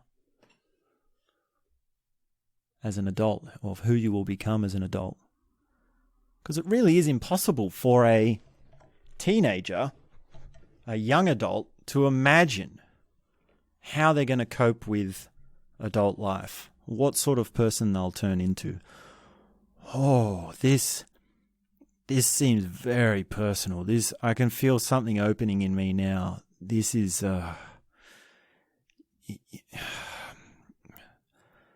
I have to say, I have to tell you, allow me to open up, and I'm going to tell you that I had this. I had this. As a young adult, I had the feeling that I was going to die young. I had the feeling that I didn't have a future because it was so hard for me to imagine how I was going to make sense of everything, how I was going to tie all these things together, how I could even want to be at peace with it all, how I could find any solid ground to stand on, all of that. And it was so far beyond just money or how I'd make my way or where I would live or what I would do in a career. For me, it was existential, it was psychological, and it was emotional. How on earth am I going to live in this life? How on earth am I going to go on? And faced with that question, well, one of the easy answers, as dark and as daunting as it would be, is, well, maybe I'm not. Maybe I'm not going to make it. And these sort of back and forths, they're clear to me now. I can talk about them. I can articulate them. Because I have the benefit of hindsight. They're clearly differentiated. And I can read it in a book, like A Field Guide to Getting Lost by Rebecca Solnit, and it can resonate with me because of how close to the heart it touches and how clear it is to me now. And it's a revelation to me to learn that this is a tendency. I thought it was just me that had the idea of dying young. And it wasn't really an idea. It wasn't even a feeling. It wasn't a death wish. Now, when we talk about suicidal tendencies, that's not exactly what we're talking about here. We're not talking about a depression. We're not talking about suicide. We're just talking about this sense, this feeling. Like you get a smell from the future. Can you smell the future? And you get this cloud that's telling you in a soft whisper that you're going to die young. Has that ever happened to you? And I hope you don't mind me sharing that it happened to me.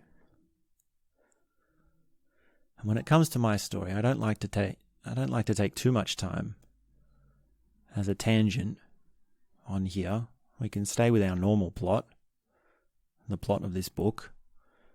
But there will come a time when I'll share that story fully. I'll share it as a narrative. Because I'm writing my memoirs, I'm writing my autobiography. And that is a key point. That is a key staple of my life, is thinking that I'll die young. So I won't tell you the details and I won't tell you how that climaxed. But there will come a time when I can share that. I'm writing the book. Maybe by the time you hear this, the book will be out. So, thank you for letting me share that, and I really find it amazing that it's come up in this book.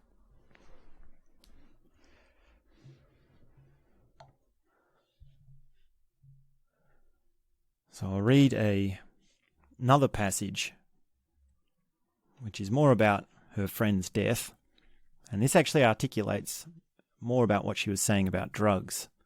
So this will help clarify a few more differences between a reckless life and being lost spiritually or getting lost intentionally, and these life mistakes or these endings and these consequences of youth and what it means to become an adult, these sorts of things. So here we go. Let me read some more for you. Quote, "In a way, it seems brave to me, this charging into adventure without fear of consequences. Or was it a desperation in which there were more terrible things than death? A desire so urgent for the anesthesia, distraction, and sense of destiny drugs seemed to offer, even a desire for death. Was I cowardly not to want to explore the farther reaches of consciousness, afraid of getting lost, of being unable to return? I have been on my own since I turned 17, and that early independence made me old. I was never sure anyone would pick up the pieces if I fell apart, and I thought of consequences.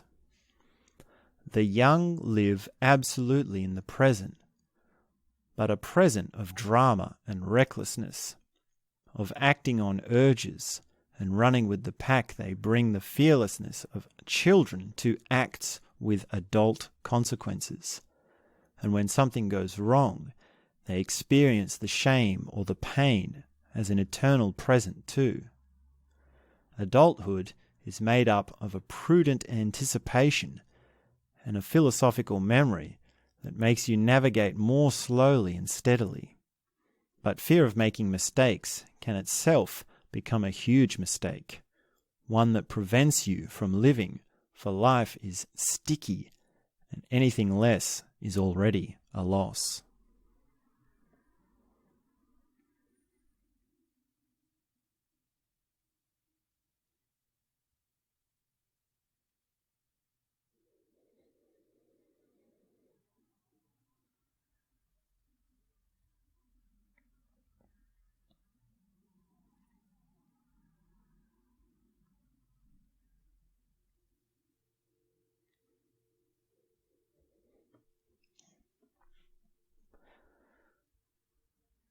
This is the conundrum of life.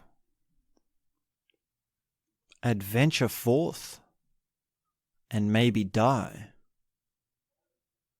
or stay where you are and never find what treasures there are. Youth, it's a way of being. And it's a doing towards a being which isn't clear. Youth is for the thrill seeker. Youth is adventurousness. And adulthood brings the experience of youth, the lessons from mistakes. But those lessons don't necessarily lead to more explorations. Something really is lost when something new is found.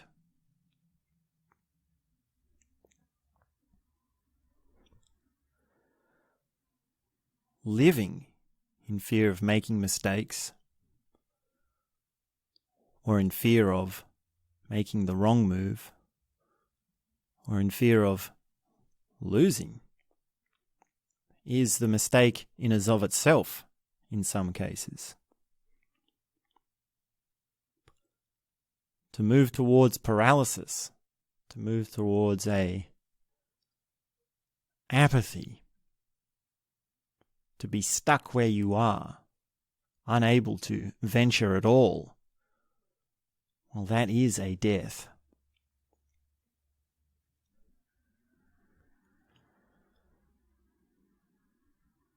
We must find what youth has given us and bring that with us into adulthood. And we must be clear about the traps of adulthood. We must be on guard for the things in adulthood which squash the wisdom of youth. Wisdom of adulthood is not a denying of youth. It's not a moving on from youth. It's an integration. It's a recognition of the good, the bad, the risky, and the rewarding. As we make our way through life, we learn to live better.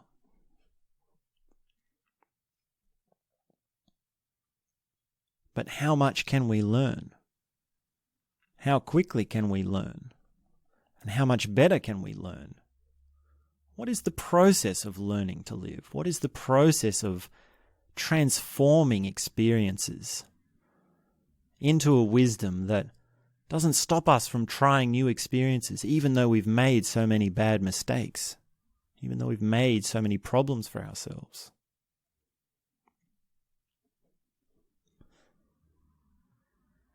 Is there an answer to this?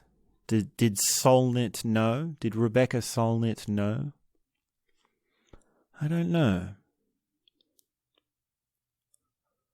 She says there's many paths to take, and misery and madness lays down some of them, just as death was down one of the paths for her friend, and it just so happened that she went down that path.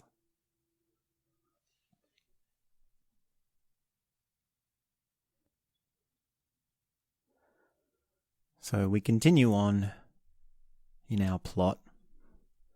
She talks about the movie Vertigo, which is a classic movie, very famous movie, olden day movie. She talks about the sense of falling and the sense of disorientation. There are lots of ins and outs that these characters have, and themes of falling and being lost that these characters have in this movie. And there wasn't much in there that struck me. But she then goes on to talk about some Greek mythology. She's talking about snakes. She's talking about one of her boyfriends that she had that was a snake handler or a farmer, a man who lived and was in contact with snakes on a regular basis. And that triggers her memory of this Greek story of this god, Tiresias. And Tiresias,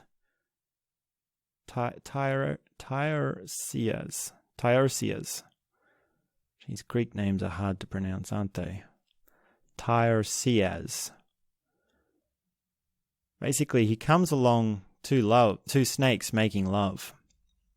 And for some strange reason, he gets struck. He strikes them, and he turns into a woman. So here's this man who gets turned into a woman. Imagine that. What would you do? What would you do if you were turned into a woman? Whew! Something's going to change then. I've lost my manhood. That's a very different meaning to the phrase, I've lost my manhood, as you get turned into a woman. Well, you know, these days there are men that turn into women. Might be becoming more common. Well, I don't know about that. I don't know what the statistics are. And maybe I would... I don't know what I would do. I think it would be... I guess I would make sense of it, and I'll make peace with it eventually. See it as an opportunity. And this, as the story goes, he comes across... 7 years later, he comes across two snakes again, And so he strikes them again, and somehow he becomes a man again. So here we have this man who has been a woman and a man. Now, this is what makes him a god. This is what made him something different. And of course, what you can ask this man is very different to what you can ask only a man or a woman. And so someone asked, I think it's Oedipus, one of the other Greek gods. Maybe it's Zeus. No, I think it's Oedipus. Yeah, it's Oedipus. And then she says, well, who gets more pleasure from sex, men or women? And he says, women do. Oh, and she's so upset that she strikes out his eye and he's blind. And then Zeus comes along and he takes pity on this man that was also a woman, and he gives him this sight of seeing the future. So you can see there's a lot of symbolism in there. Like, what's the symbolism? If you can see both sides of the story, and then you affirm the answer to a question in relation to those two sides of the story, which is true, then you're going to be punished for it. So speaking your truth of your experience is punishable. But somehow that punishment also turns into a deeper gift, which in this case, the case of Tiresias, was the gift of seeing the future. So he not only understood men and women, he lived as a man and a woman, but he could see the future.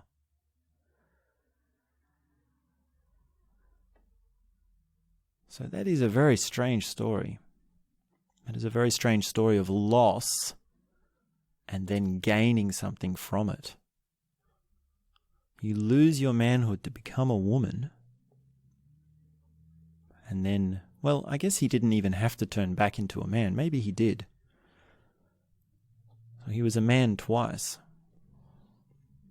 But then to lose your sight, to be able to see the future. Imagine if you could only see the future.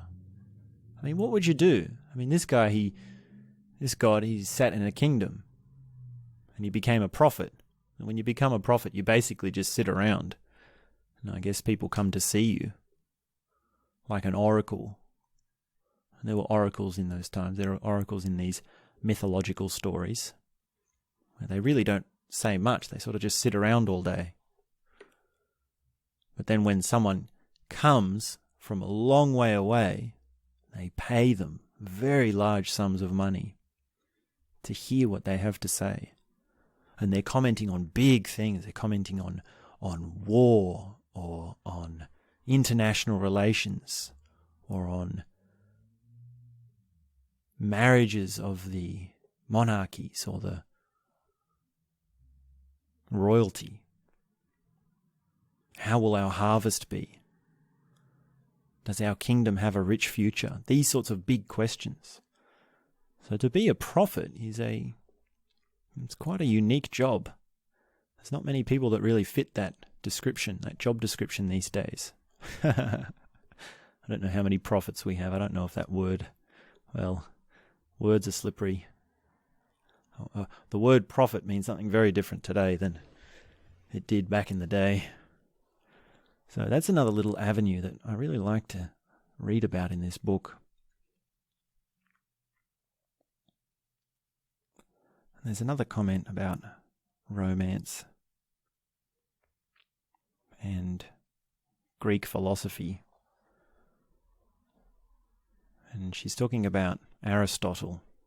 You know Aristotle, don't you? As A.C. Grayling would say, yes, you were reading his book in the bath last night. A.C. Grayling, that's his handle. When he ever quotes someone, he says, oh, you know all about him, don't you, because you were reading in the bath. It's quite a cute handle. I wonder if I've got any handles like that. Anyway, I'm babbling now. Let's get back to the story. Here we go. Let me read some. So we're talking about Aristotle and romance. And she writes, quote, "The word romance once meant this kind of questing journey, heroic, adventurous, or mysterious, says my dictionary. The older meaning suggests that romances in other senses, as in a love story, too should move through space and desire. Comedy, said Aristotle, ends in marriage, but since marriage is something other than an end, romance, in one sense or both, is what continues on after, or it too lapses into tragedy."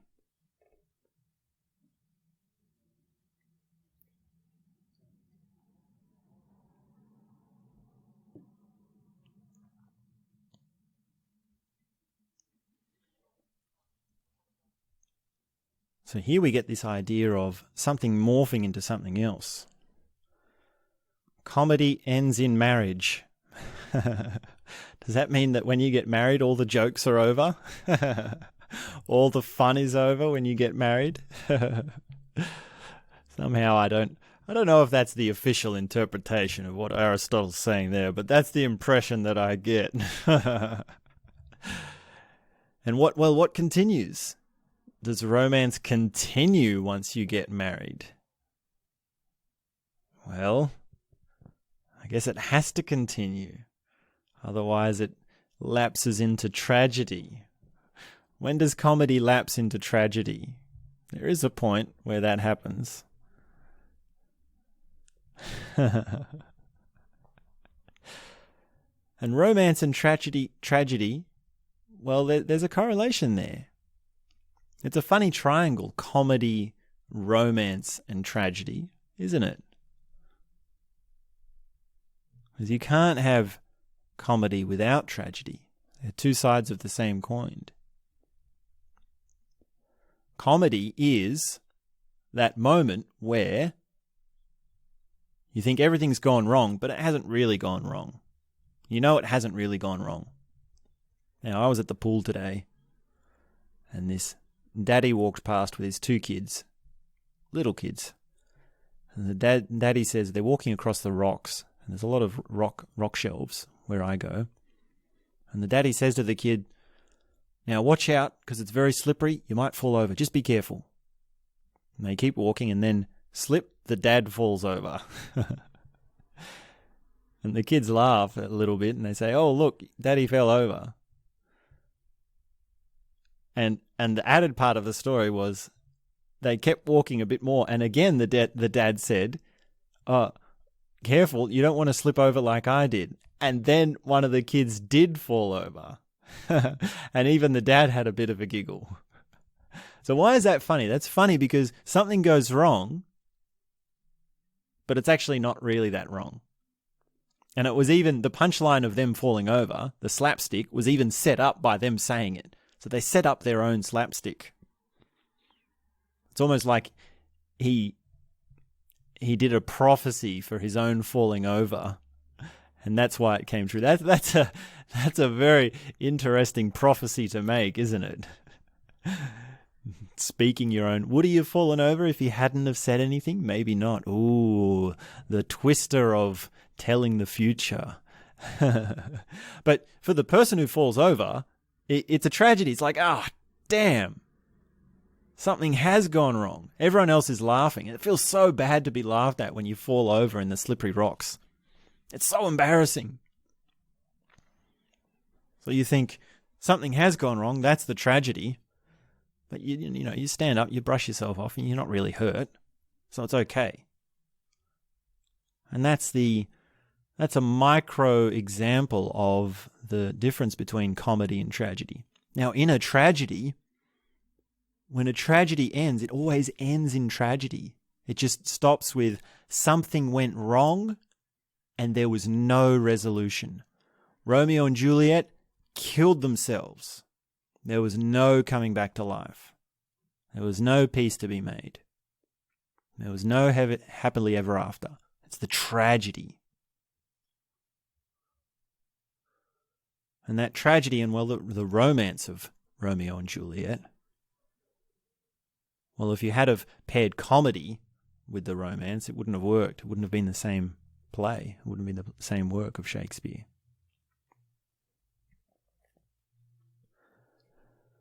So it's a philosophical triangle to keep with you. Tragedy, comedy, and romance. And I like it. I like it. I hope I don't slip over on the rocks myself.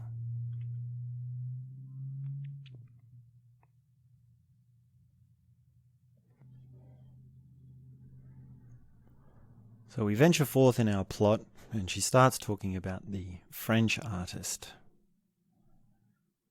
Yves Klien.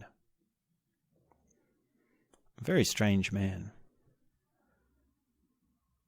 And he learnt judo, a kind of martial arts, and went to Asia to study and become really good at judo. He became a black belt. And he also did flying. He wanted to do flying. He had this interest in flying. And, well, his claim to fame was not only poetry, but art. And he has these artworks which are very, very strange, very postmodern. For example, he has that one where there's these 12 paintings, and they're only blue. They're just blue. So it's a canvas, painted blue, and there's 12 of them, all the same size, but they're all a different price. Try and get your head around that one. And then another one was, one of his art exhibitions had a whole bunch of blue balloons tied up, and he released them into the sky. So we come back to this idea of blue and the unknown and no boundary infinity and what blue represents. He did a whole bunch of things with blue. He has these paintings where it looks as though he's put blue paint on this body of this woman, and she's pressed her body, or the canvas has been pressed against her, whichever one, up against the wall, and you get this impression, you get this print of the female body. It's quite sensual. It's quite attractive. You can look them up on Google. They're very nice to look at. And then on the other side of that, he's got the man, but that's actually a cast. So the woman is a press against the flat, but the man is naked. And you have these naked men sticking out from the wall, and he's painted them blue. So the difference between a impression or a symbol representation and the actual real thing is what's happening there. Because when you have a cast, well, you assume that a cast is a exact copy of that man's body, that person's body. So it's not a representation. But is it a representation? That's the question. That's the thing that he raises. And this difference between representation or symbolism and the real thing is one of the things she discusses in this book. She brings up these men who tried to make a map that was 1-to-1 scale. And of course they realized that, well, it's impossible, because not only is it taking up the same exact space and size, but it would have to be 3D, and also the environment is changing. So the grass grows and people move about the place, and there's no way to have a 1-to-1 map scale. And there's this parable, there's an old parable, which is that there's an emperor in his kingdom, and he's got his servants and his advisors and his slaves and his guards.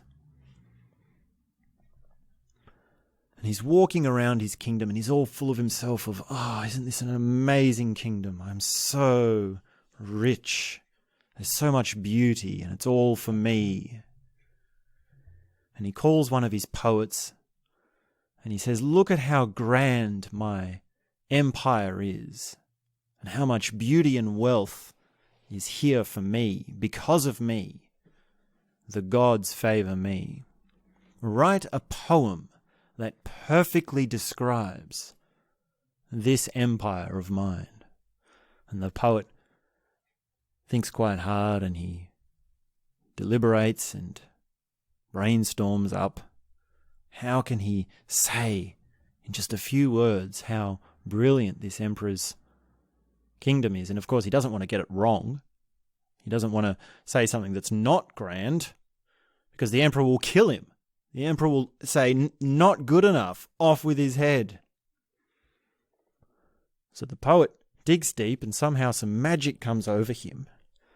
And what he says comes out of his mouth, and the words are so real and so true as to fit the empire that the empire turns into the poem, and it disappears into the words.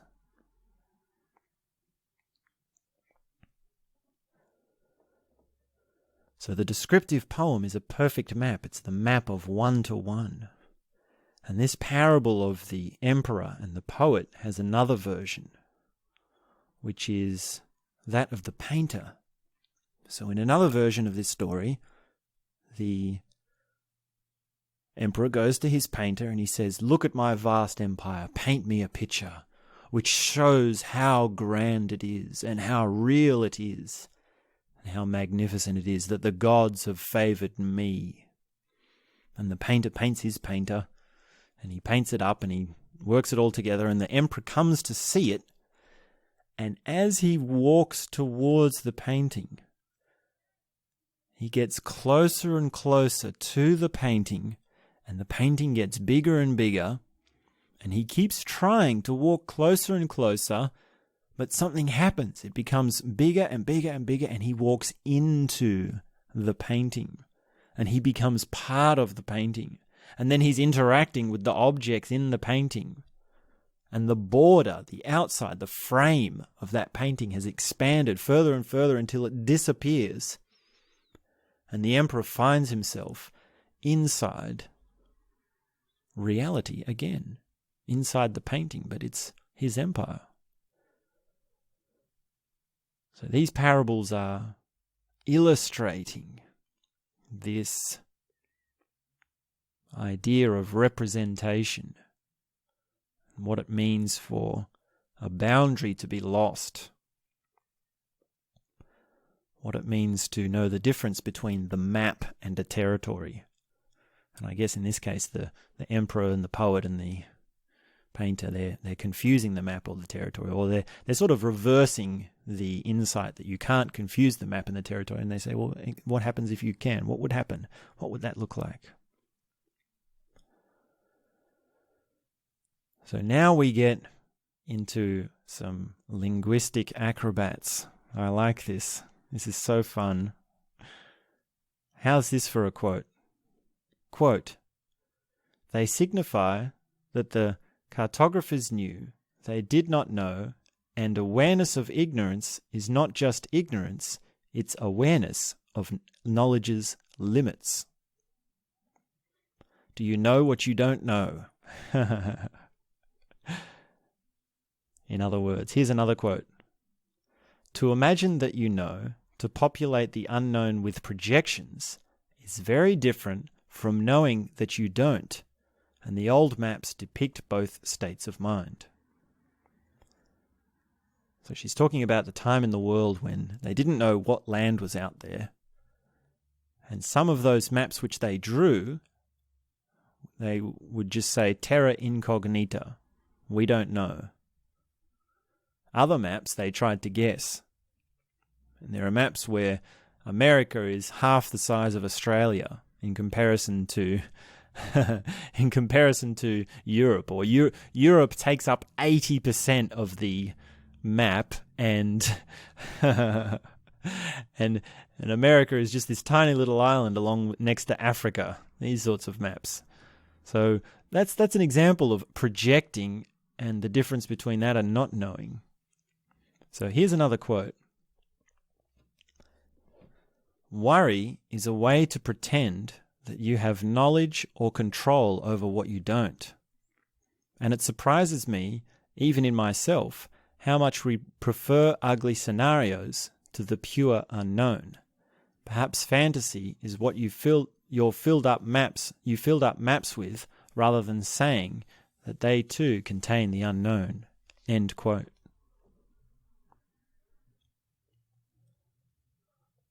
Do you worry at all? Do you know when someone's worrying?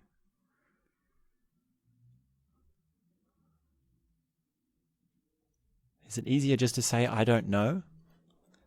Or not? Is it easier to worry? Because if you worry, you at least have some sense that you are sure. You can be sure that it's going to happen. Now, if someone's worrying, the last thing you want to say to them is, "Well, you don't know how it's going to turn out." That's the last thing a worrying person needs to hear. That's just going to make them worry even more. Well, it could turn out wrong. It could go wrong. How do you know? We don't know it. They'll just use it for another reason to worry. So here we go. This is some nice linguistic backflips and acrobats. This is what I was trying to get to just before. And they're talking about the war in Iraq and this comment about knowing or not knowing and knowing that you don't know. So here we go for some backflips. Quote, "During the build-up to the recent war on Iraq, whose two great central rivers come as close as anything on earth to the biblical paradise, which for rivers flowing out of it, one of the cultures making the case for bombing Baghdad's civilians said, 'There are known knowns. There are things we know we know. We also know there are unknowns. That is to say, we know there are some things we do not know. But there are also unknown unknowns. The ones we don't know, we don't know.' This third category would prove crucial in the spasms and catastrophes of the war." And the philosopher Slavoj Zizek added that he had left out a fourth term, the unknown knowns, things we don't know that we know, which is precisely the Freudian unconscious, the knowledge that doesn't know itself, as Lucan used to say. And he went on to say that the real dangers are in the disavowed beliefs, suppositions, and obscure practices we pretend not to know about. The terra incognita spaces on maps say that knowledge too is an island surrounded by oceans of the unknown. But whether we are on land or water is another story." End quote.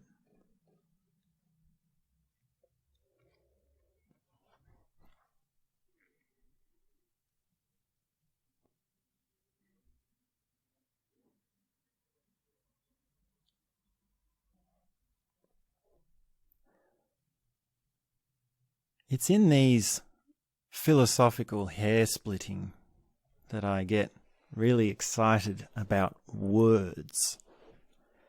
And I really get this sensation in my mind of what it's like to experience words.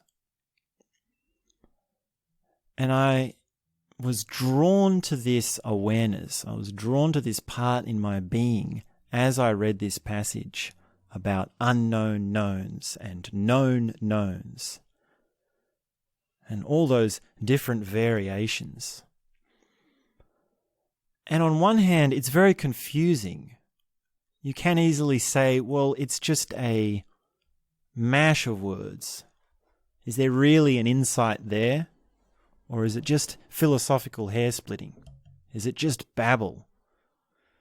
But on the other hand, it illustrates the difference. It illustrates the structure of words and how it relates to the actual experience of knowledge. Now, I wish there was a different word for knowledge, because I mean knowledge here not in the way that they use it. They're trying to get at it. This quote tries to get at the difference. And that really is the limit of words, is that you can only use the word, we can only use the words we've got. If only there was a word for that which we don't have a word for. If only there was a way of talking about the beyond, the lost, talking about what we don't know. And here, when he says that there is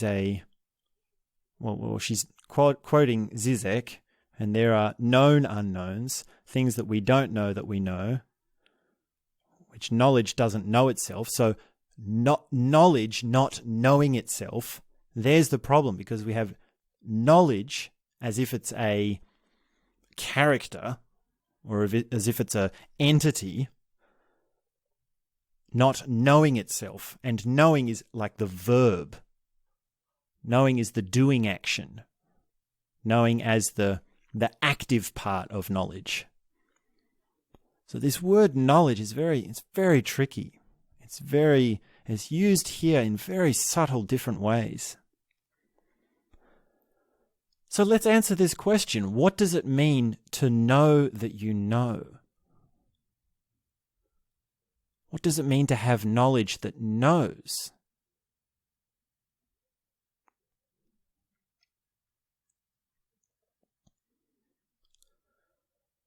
And of course you can extend this and you can say, well, how do you know that?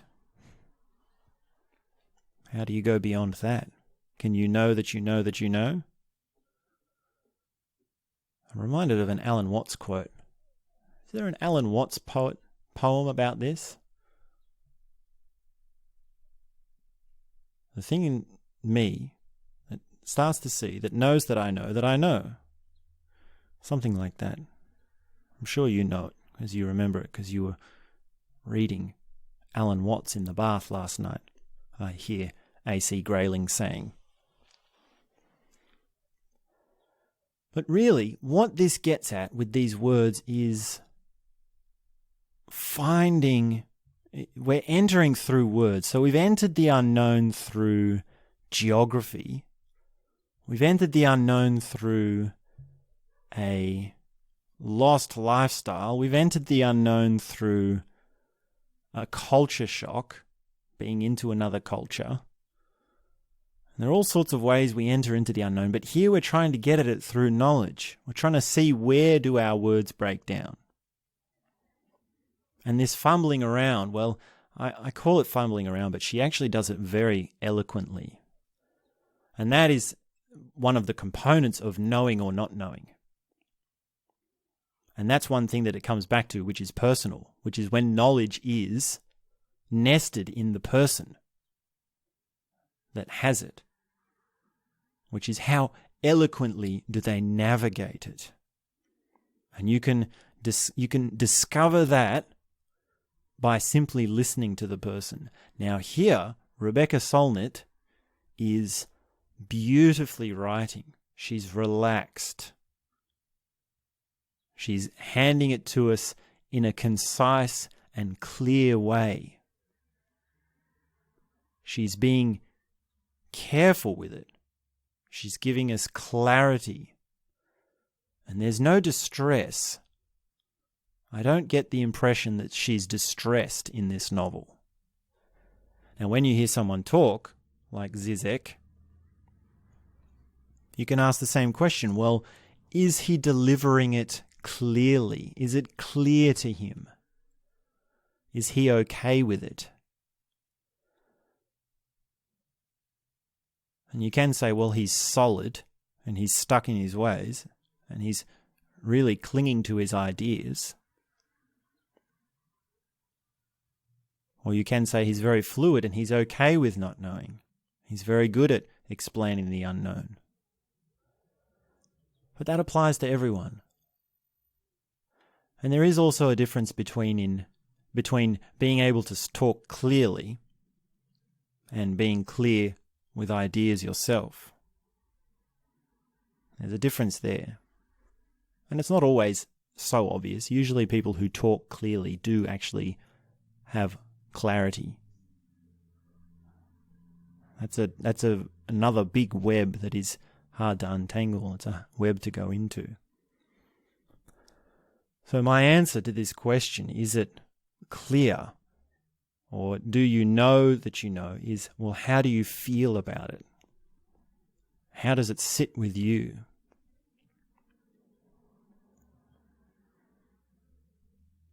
How does it feel to say, I don't know? And that's a big question, because you can say, I don't know, to a lot of things. You could even make it a mantra.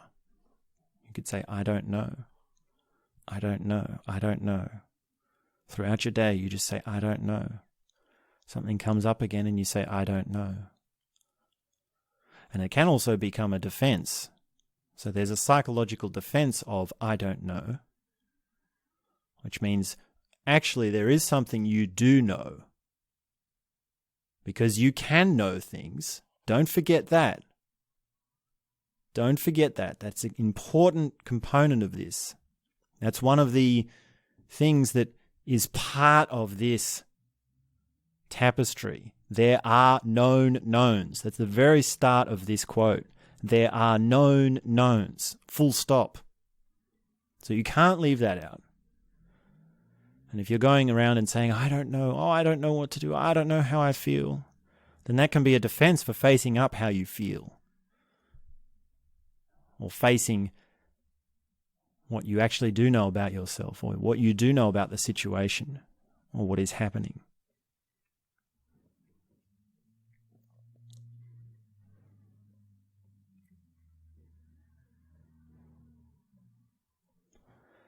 And now we come to the last chapter. She talks about a tortoise that she makes friends with. And it's quite remarkable the lives that the tortoise has. They move very slowly. They don't eat very much. They don't travel very far outside their home. They live for a very long time. Well, the life of a turtle is probably pretty good. She tells this story where she sees a turtle crossing the road and she gets out and saves it from being run over by a car, or something like that. There's some personal interaction that she has with a turtle, and that as a memory stays with her. And in relation to that, she tells this parable of this famous Buddhist tale. And it goes something like this. There are two monks which are sworn to stay away from women. They've taken the vow of brahmacharya, or chastity, or celibacy, whatever it is. And they come to the edge of a turbulent river one day, and there's a woman there that insists they help her to cross. And one of the monks lets her climb onto his shoulders, and they cross the river. And then the monk sets her down and she heads off. And then once she's gone, the other monk who didn't carry her turns to him and says something about, you've broken your vows. How could you have done that? To which the man says, the monk who carried her says, why are you still carrying her? I put her down on the far side of the river.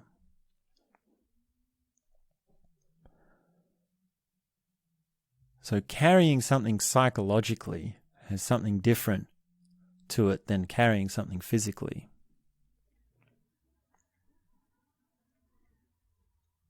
And this memory that Solnit has of saving the turtle is something that she carries psychologically.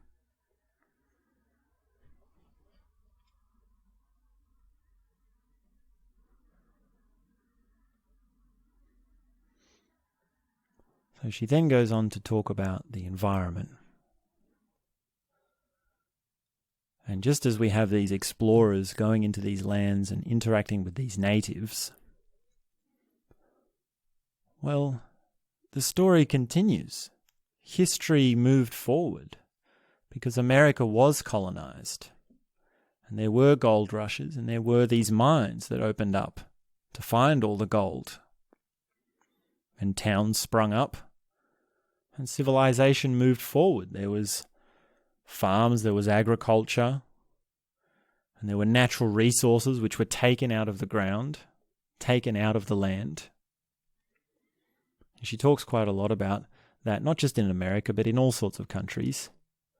And this idea of really beyond colonization, but development, community,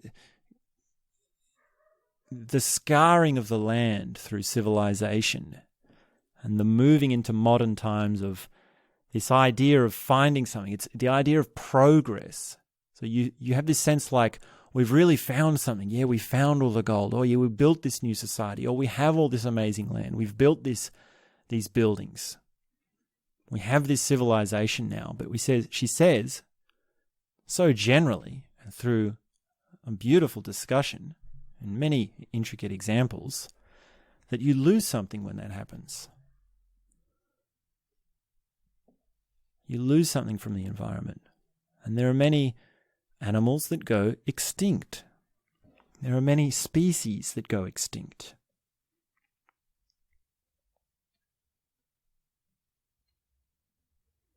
And she doesn't turn it into a cry for help for the environment.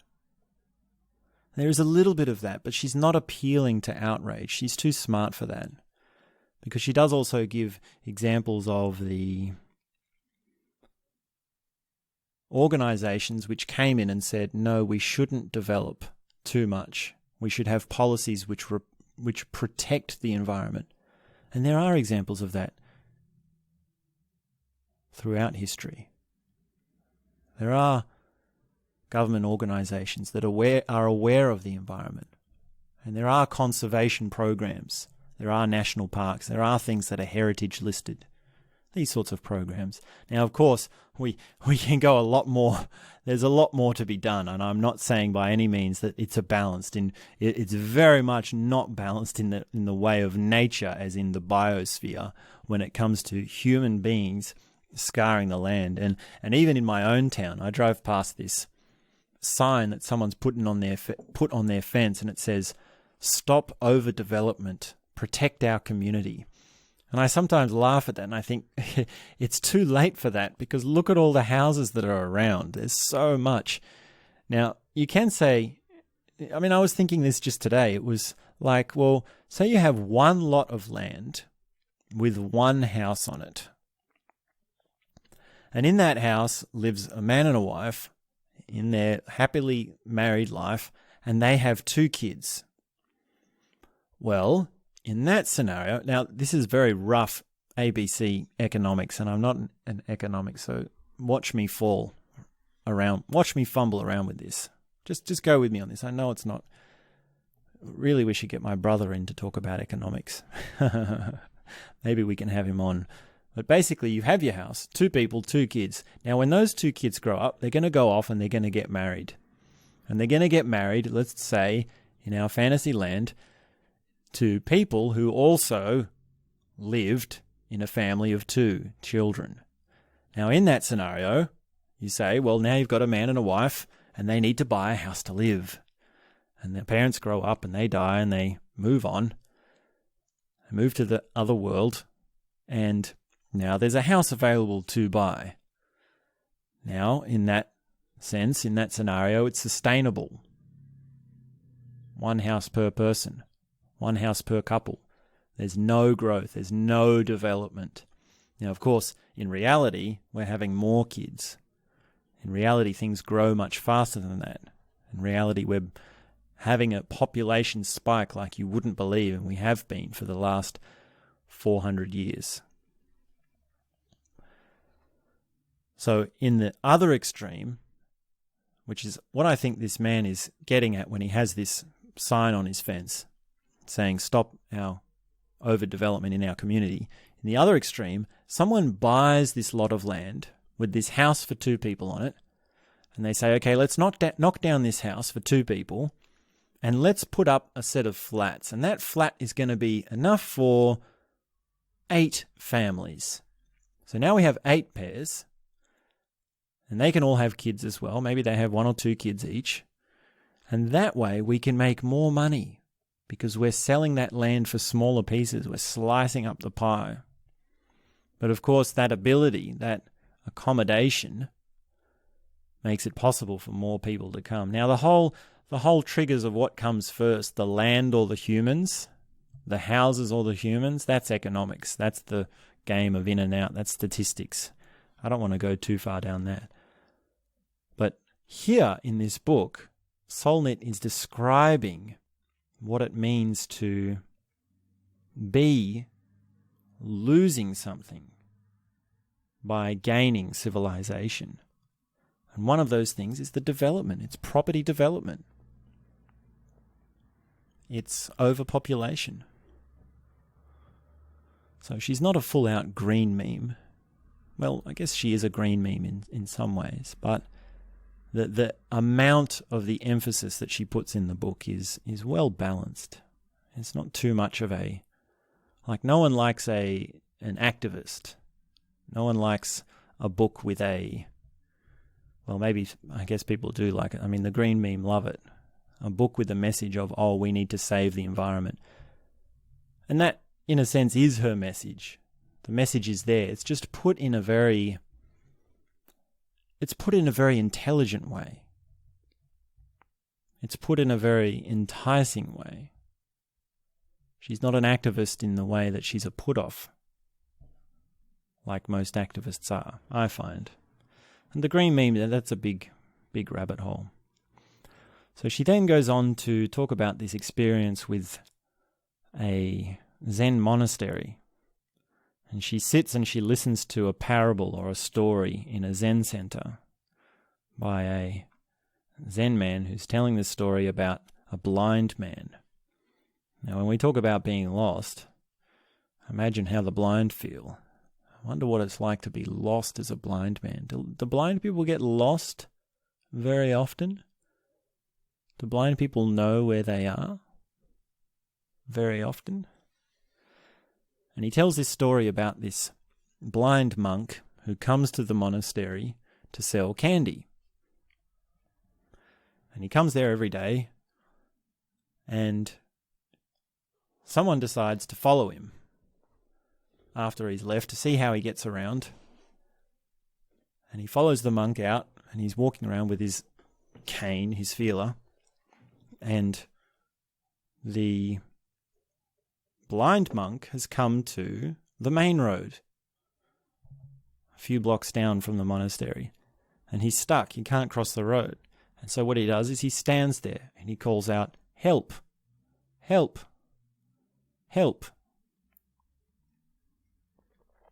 So there's this blind monk standing at this busy road just calling out help. And this is his strategy, to just say, well, I'm stuck here. I'll just wait until someone comes and helps me. And that really is quite an insightful lesson to be learnt about being lost and about trusting how to find your way. And that's the beauty of these Zen stories. That's the beauty of these Zen parables, is they're so simple, and yet somehow we get an essence of what it means for a larger application, what it means on our life, for our lives. And I mean, let's just try and think about it. Let's think it through. What would happen if you took that attitude? If you just came up against a problem and you just called out help? Well, I need help. What would you do if you did that with your business? Can you help me with this? What would you do if you had this with your relationship? If you had a relationship problem, you said, can you help me with this? And you asked just anybody. Ask around. And keep asking until you find it. And what if you had a problem with your personal life? Or with your inner life?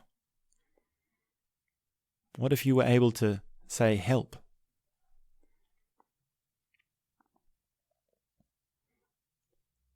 What if you could say that to yourself? And you take a look in the mirror and say, help me. Can you help me? Do you have the strength to help me? Do you know how to help me? Or even larger than that, what does it mean to open up to existence? Now, usually when someone's on their knees opening to existence and saying, help me God, or existence, please help me. It's in a time of real crisis. There's something really going wrong for them. There's something big that's happening that is totally out of their hands. Dear God, help us all. That sort of scenario. But what if you came to that voluntarily? Does help come only ever in the proportion of which it's deserved? Does help only ever come in the proportion of which is adequate for the problem that you have? Well, if that's true, shouldn't you bring your biggest problem to have help for it? Shouldn't you bring your deepest problem to existence? And to say, this is out of my hands. This is beyond my reach. This is beyond my ability. And you can say, well, God's not listening. God doesn't exist. Well, that just makes it so that you are putting conditions onto which the help can take form. You're putting your idea on what it means for help to come to you, because you can't know how you will be helped. You can't know in which way you will be helped. Just like this Zen monk standing at the side of the road didn't know. He didn't know who would come. He didn't know how long it would be he would be there. It might be that robbers come along. It might be someone comes along that doesn't know how to help him. Maybe it's someone elderly that needs help crossing the road themselves. So don't put conditions on the help. You have to be sincere and open when you ask for help, especially when you're talking to existence. The bigger the thing that you're addressing, the more open you should be. And the more open you are and the more sincere you are, the bigger the problem you can bring to it.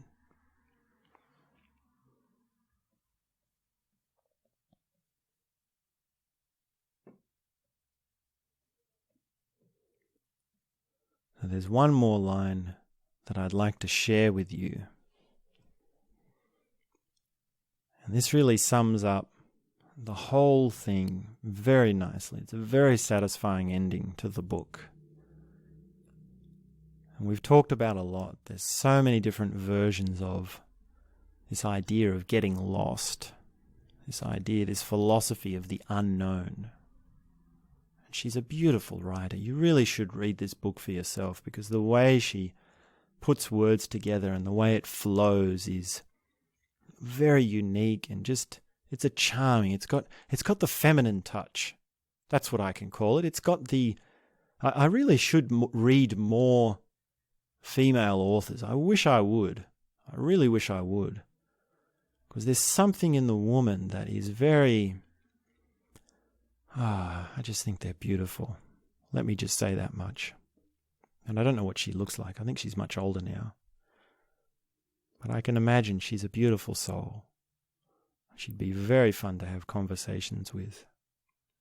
Very nice to talk to. I wonder if she's got a presence online. I don't know. I haven't looked.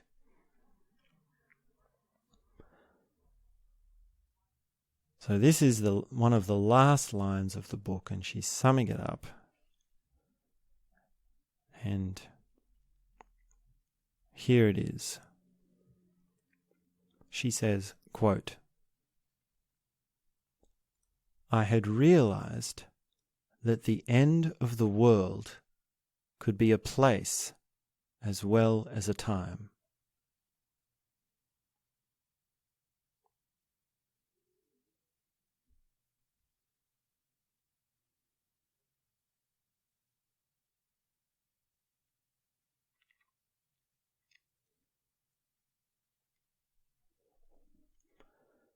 So when these early explorers made these maps, there was a time when they believed there was an end to the world, where if you sailed your ship far enough, you would fall off.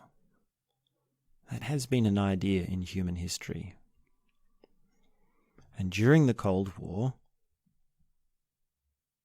we were thinking that there would be an end to the world because of this nuclear war, this nuclear holocaust. And the end of the world as a place, well, there's also the end of the world as in that something's changed drastically. My world ended on that day. Do you have life experiences that you can say that about?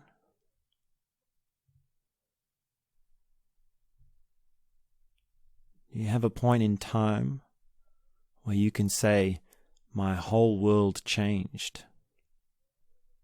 And in a sense, I was brought into a whole new world when that happened. And of course, that can mean something very dark, but it can also mean something beautiful. It can mean so much. And if we really look at these, both the expanding of the map through human history and our idea of a nuclear holocaust, they're both not as final as we think. Because we can say now, well, we've mapped everything, we know everywhere. We know every place. The maps are done. We've discovered the world. But then I can say to you, well, can you recall every place in the world? Do you know the names of every city in the world? If we got you a piece of paper and we sat you down and we just said, no, don't look it up on the internet, just draw a map of the world. Now that would be a telling exercise in geography knowledge. Just draw a map of the world. Label the countries you can and see how close you get. And I'm guessing it's not going to be 100%. So to say that the whole world is mapped is not exactly right. It's not exactly transitionable into the personal experience of every human. And in the case of nuclear holocaust or nuclear war, we can say, well, now the vast majority of people would die, but there would be people that wouldn't die. Surely there would be somewhere on this planet that was inhabitable. Surely there would be some breakthrough, some organization or something that would continue the human story. Humans are very inventive. Humans are very prone to survival. So yes, I think even if the bombs fell, I think this story would continue. And that would be the end of that. It would still be the end of the world. That would be the day they would say that the world ended.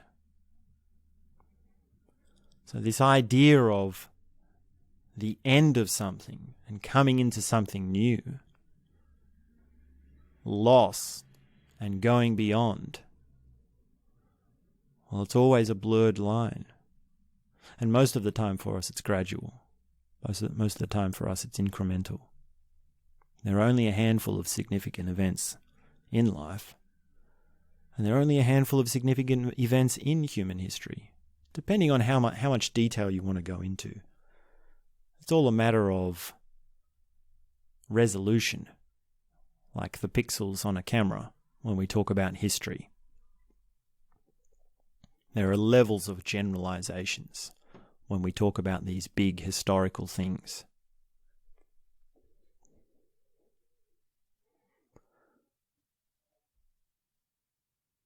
So is the end of the world a place, or is it a time, or is it an event? And is it personal, or is it global? And what does it mean for you and your experience of reality?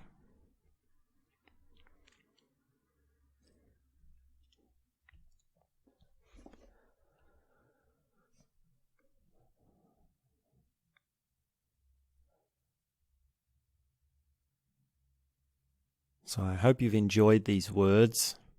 I've definitely enjoyed talking about them.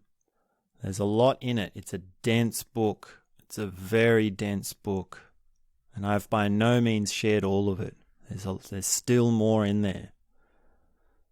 And I hope I'm not getting done for copyright infringement or intellectual property. This is for educational purposes only. And I get no affiliate marketing for this book.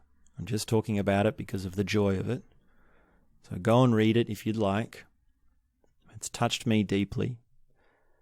And we really want to get into more of this dense literature, this quoting, or quotes within quotes, and get a sense of knowledge being a process of refining. When you get deep into the path of knowledge, you start to see that books within books within books it's a never-ending process. So we read books from the past. Yes, that's important. And we do go back to the original sources, but we also read things which are tapestries, things which weave together many sources. And then we then go beyond that and weave together many of those. So be aware of that as one of the pillars of the path of knowledge, because it's ever expanding. In my mind, it expands out into one direction and it expands into all directions. Because we could go back and we could read, like we talked about David Henry Thoreau. So what you can do is when you read a book like A Field Guide to Getting Lost by Rebecca Solnit, is then you go and look up some of these books that she's quoted. And you might want to read On Life in the Woods by Thoreau. And then you go back and you read another book and you build up that knowledge, that quality. Because you can't do it too much the other way. You can't only read summary books, or you can't only read books that talk in generalizations. Integral theory is like that. If you read Ken Wilber's work, that's pretty much all metaphysics. It's all generalizations. And I don't want to sound like that's a bad thing. It's brilliant. But you realize that for Ken Wilber the man, for him it's not just metaphysics, because he actually knows, he's actually read the books. So for him, when he quotes something and he's putting in 2 sentences, well, for him, those 2 sentences is an entire book that he's read. It's astonishing when you really consider it. When you really appreciate someone's intellect, it's astonishing. It is mind-blowing. It gets me every time. So for him to read that book, this is an old book. This is from back in the day. It's from history or psychology. It's an original work by someone. It's by a pioneer. It's by a researcher. So original research